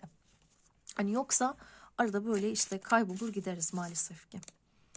Şimdi çok net değil mi? Yani ne istediğini söyle. Hayır da diyebilirsin, evet de diyebilirsin. Başkaları da senden isteyebilir. Ama söylemek zorundasın. Şimdi şurayı kitapçığımdan aktaralım. Kendini çocuklukta ve hatta günlük yaşamında karşılaştığın aşağılamalardan kurtarmak, mutlak ve sınırsız özgürlüğünü yeniden kazanma korkusunu hesaba katmayı gerektirir. Çünkü özgürlük hayatında anlamını uzun süre hatta sonsuza kadar algılamadığında gerçekten hayatını etkileyebilecek bir kelimedir. Kısıtlamaları kaldırarak bazen uçlarda yaşayabilir ve her zaman orta yolun nerede olduğunu bilemezsin. Kendi içinde huzur bulmanı, kendini sevmeni, başkalarının sevgisini kısıtlamadan kabul etmeni sağlayacak olan orta yoldur. Değil mi? Bunu yapmazsan çünkü arada sürekli o uçlarda olmak çok yorucu, çok yıpratıcı bir şey. Özgürlük her şeye erişilebilirliktir ve seni en çok korkutan da bu olabilir, değil mi? Özgür kaldığında çünkü bu sefer kendi hayatın hakkında gerçekten sen karar alabilirsin. Ama karar alıyorsan sorumluluğunu da alman gerekir. Bir hata yaptığında evet bu hata benim deyip ona sahip çıkabilmen gerekir. Çoğu zaman biz niye zaten bu kadar kendimizi insanların etkilerine maruz bırakıyoruz? Bir hata yaparsak ya bana o söylemişti deyip o sorumluluktan sıyrılabilmek için. Aslında özgür olmayı temelde istemiyoruz belki de. Hani herkes sorsan herkes özgürlük istiyor ama O kadar basit değil işte maalesef. Özgürlük içindeyken başkalarını mutlu etmek için ve seninle gurur duymaya çok fazla koşullandıran inançlarına uyum sağlamak için eylemlerini kontrol etmezsin. Son olarak aşağılanmanın prangalarından kurtulmaya karar vermek, başkalarının kemikleşmiş arzularından tamamen kendin olmak için kurtulduğun ergenlik krizini deneyimlemek gibidir. Evet, hatalar yapabilirsin, alay konusu olabilirsin ama bu çok mu rahatsız edici olur? Yani gerçekten dünyanın sonu mu olur yani? Asla hata veya başarısızlık yoktur. Her zaman deneyimler vardır. Hayat her şeyi yaşamak için tüm kostümleri ve tüm maskeleri giyebileceğin bir oyundur. O halde kabuğundan çıkıp farklı yüzlerini ortaya çıkar. İnsanlar ne der diye düşünme. Zaten bütünlük, yani şuradaki temel kartımız işte tam olarak bu. Kabuğundan çık, farklı yüzlerini göster, insanlar ne der diye düşünme. Sana doğru geleni yap. Başkalarının yargısının kısıtlaması altında yaşamak, kendini onların bir kopyası olmak istemekle sınırlamaktır. Sen harika bir kadınsın ya da adamsın. Bu dişil enerji destesi olduğu için bu şekilde hitap ediyor. Başka hiçbir şeye benzemeyen bir nota gibi eşsizsin. Dünyanın senin inceliğine ihtiyacı var. Daha fazla bekleme ve kendi arzularına göre hareket et diyor. Kartımızın rengi turuncu arkadaşlar. Turuncu bizim sakral çakramızla ilgili. Sakral çakra nedir? Nasıl çalıştırılır? Ne yapabiliriz bu dünyada bunu daha iyi çalıştırmak için? Ona da bakın mutlaka. Taş ve bitkileri yama elması bir oyunluk olarak geliyor. Burada şeyi tavsiye ediyor arkadaşlar. Yaşam atölyesi olarak pozitif dokunma yoluyla kendini kabul etme ve sevme. Hani belli noktalar var ya, bu akupunktur noktaları. Bakın. Hani şöyle noktalar var. Şurayı belki Google istemez diye kapatıyorum elimle. EFT noktaları gibi aratabilirsiniz bunu. Bunlara dokunarak hani söylenen şeyler var ya, hani kendine işte o hissi de yüklüyorsun. İşte bir yerin ağrıyor mesela, oraya baskı uyguluyorsun. Bu işte meridyenler. Hani hem EFT noktaları hem akupunktur noktaları aynı şey yani zaten. Kendim olduğum gibi seviyorum. Kim olduğumu özgürce ifade ediyorum. Hatalarımı, başarısızlıklarımı, kusurlarımı kabul ediyorum. Hayatla özgürce oynuyorum. Kendimi yargılamadan, suçluluk duymadan, utanmadan kendime zaman ayırıyorum. Dediğim gibi hani şurada hani şey gösterdiği için bütününü gösteremiyorum ben resimden. Hani YouTube sansürleyebilir. Bakın zaten YouTube'da da kesin bir sürü videosu vardır. Kendinize bunu yapmaya çalışın. Yani zaten basit bir şey. Yani tekrar tekrar, özellikle belki kötü hissettiğimizde, kaygılı hissettiğimizde o dokunuşlarla hani kendimizi rahatlatabiliriz. Peki şunları da aktaracağım ama dediğim gibi aslında yani mesajlar çok net.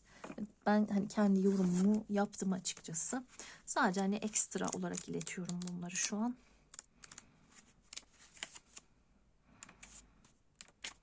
Arda arda zaten.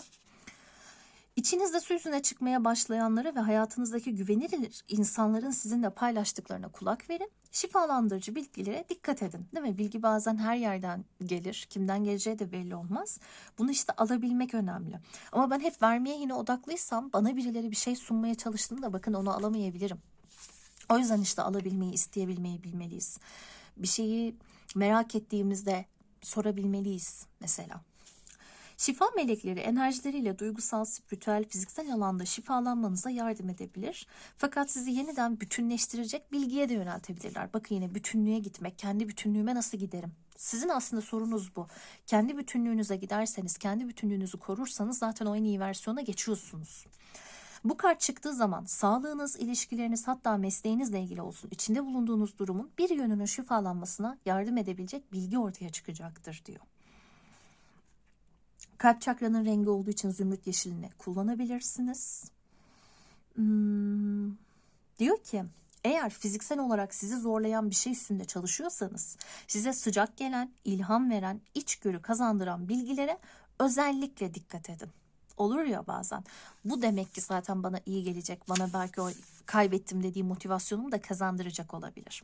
Sihir muhafızı da diyor ki dışarı bakmayı kesin. İçinizde inanılmaz bir güç olduğunu fark edin. Sizin zaten hani dedik ya, aslında çok böyle dışarıya uyum sağlayarak değil. Evet, oradan gelen bilgiyi almak ama bunu dönüştürebilmek. Bunu nasıl desem, size uygun hale getirebilmek aslında sizi siz yapacak olan şey.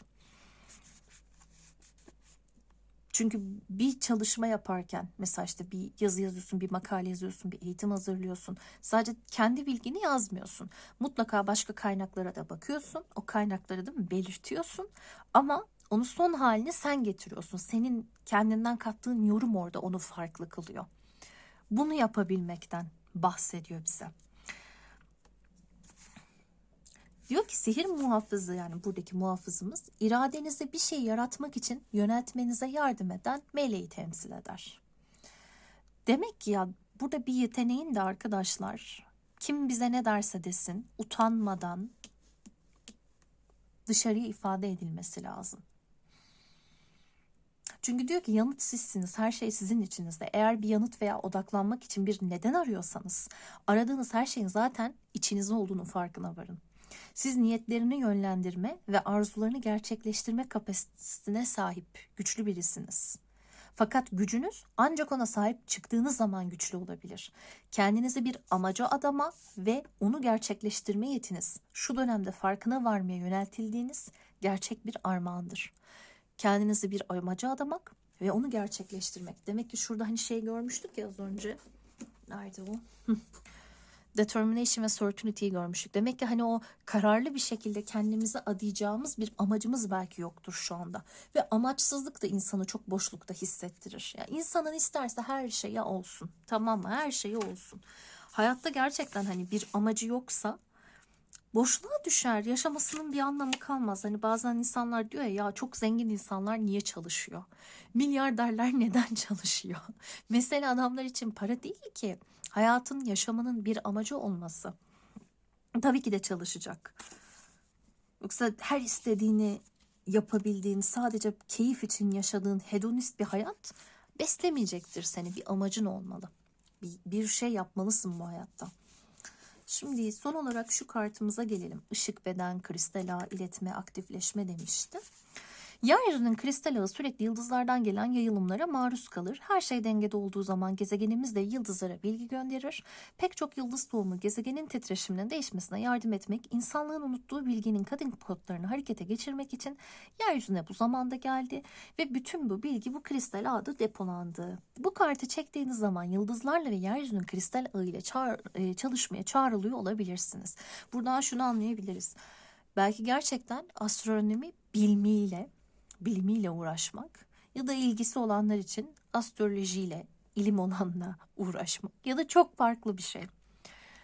Neyse artık o yolda harekete geçmek ya da insanlara ışık olmak, insanlara hani ışık getirmek, topluma ışık getirmek, şifa getirmek sizin için ne anlama geliyorsa elbette bunu da anlatabilir. Ama insan en çok nasıl topluma ışık getirir? Bir şeyler öğreterek, değil mi? Eğitimdir, öğretimdir aslında bize ışık getiren. Belki buna hizmet ederek.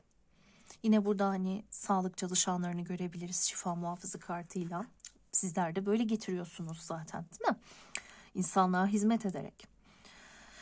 Bazıları yeryüzünün bu kristal ağının gezegene ilahi kozmik frekanslar gönderdiğine inanır. Varlığınızla bu kozmik kodları çözmek için yeryüzünün belli yönlerine yöneltilebilirsiniz demiş. Yani belki bir mekan, bir şehir, bir ülke sizi çok fazla çağırıyorsa veya oraya gitme imkanınız varsa belki oraya gitmek ya da o imkan yoksa o imkanı oluşturmaya çabalamak zaten burada amaç olabilir. Olur ya bazen insana gelir der ki ya ben hayatımın bir noktasında X ülkede yaşayacağım. Yaşayacağım ben orada. Şimdi bir insanın böyle bir amacı olursa günlük hayatta şu an oraya gitme imkanı olmasa bile yaptığı her şey aslında oraya gidebilmesi için amacına yönelik bir çalışmadır. Girer şu an bambaşka bir işte çalışır. Belki sevmediği bir işte çalışır ama en nihayetinde burada belki o biriktireceği para, alacağı tecrübe onu o istediği ülkede yaşatacaktır. O yoldur belki de. Haliyle önemli olan bizim nihai bir amacımızın olabilmesi. Bu kartın çıkmasının nedeni genellikle kendi memleketinizde veya nedenini tam olarak bilmeden başka yerlere yolculuk ederek yeryüzünün bu kristal ağıyla bağ kurmak için burada olmanızdır. Eğer bu mesaj içinizde bir yankı uyandırıyorsa bu titreşim değişikliğine uyum sağlamak için çok ağırdan alın. Yani bunun için acele de edemezsin. Birden hani işte ne bileyim ben mesela İngiltere'yi görmeyi hep çok istemişimdir. Hiç gitmedim, hiç yurt dışına çıkmadım. Mesela işte İngiltere'ye gideceğim, orası beni çağırıyor diyorsam Değil mi? Bu benim için orada bir amaç olabilir ama bugün gidemem sonuçta. Fakat oraya uzun vade gitmeyi istiyorsam bir gün, bugün buna götürecek şekilde bir işte birikim yapabilirim. Mesela. Ya da işte belki aranızda gerçekten dünyayı gezmek, dünyanın farklı yerlerini görmek isteyenler olabilir. Onların da buna uygun bir hayat stilini, çalışma düzenini, bağlantıları belki böyle araştırması, bulması yine bize bundan bahsediyor olabilir. Fakat temelde demek ki burada bize söylenen şeylere birazcık kulağımızı kapatıp, tabii ki faydalı bilgileri alıp, utanmadan, korkmadan o amaç edindiğimiz şey için talepte bulunabilmek gerekiyor. İyidir dile getirmek. Çünkü derdini söylemeyen derman bulamaz. Bilemezsin. Sen dersin ki bir arkadaşına böyle bir dertleşiyorsundur. Ya benim aslında şuna ihtiyacım var ama ya bu aralarda işte bunu alacak durumum da yok, işte keşke denk gelse. Belki arkadaşın da o duruyor köşede ve kullanmıyor. Belki diyecek, aa bir dakika ya, ben o kitabı çoktan okudum ama artık hani kullanmayacağım, sana vereyim. Mesela, değil mi? Dile getirmesen bilemezsin. Ya bunun gibi düşünebilirsiniz arkadaşlar. Tabii ki çok basit örnekler veriyorum daha hani zihninizde de yer edinsin diye ama konunun özü böyle. Yani en iyi versiyona gitmek için ama bence temelde bir amaç belirlemek. Bu çok kolay geliyor kulağa ama bu kadar kolay değil. Hepimizin hayalleri var. Herkesin hayalleri, değil mi? Güzel bir iş olsun, işte çok para kazansın, kendi evinde böyle güzel bir evde yaşasın. Herkesin hayalleri bir noktada aynıdır zaten. Kiminin dünyayı gezmektir, kiminin kocaman bir evde oturmaktır. Ama bizi farklı kılacak olan şey amacımız. Hayattaki amacımız, bizim amacımız ne? Sizin demek ki en iyi versiyona giderken amacınızı bulmanız gerekiyor. Belki herkesten çok o talep edeceğiniz yer dedik ya, kendinizsinizdir. Kendinizden bunu talep etmek. Belki de canım benim, hani ben senden bunu talep ediyorum diye kendinize bunu söylemeniz gerekiyordur. Değil mi? İnsan kendine de söylemiyor çünkü bazen. Peki sevgili ikinci nesle, uzun bir açılım oldu, hakkınızı helal edin. Dediğim gibi bireysel bir danışmanlık gibi de olmasını istedim sizler adına. Çünkü benim kişisel gelişim temalı bireysel danışmanlıklarım aşağı yukarı bu uzunluklarda sürüyor arkadaşlar. Yani 1 saatten fazla sürüyor genellikle. Peki umarım ki faydalı olmuştur. Bire ve bütüne hepinize fayda getirmiştir. Kendinize iyi bakın. Diğer videolarda görüşmek üzere. Hoşçakalın.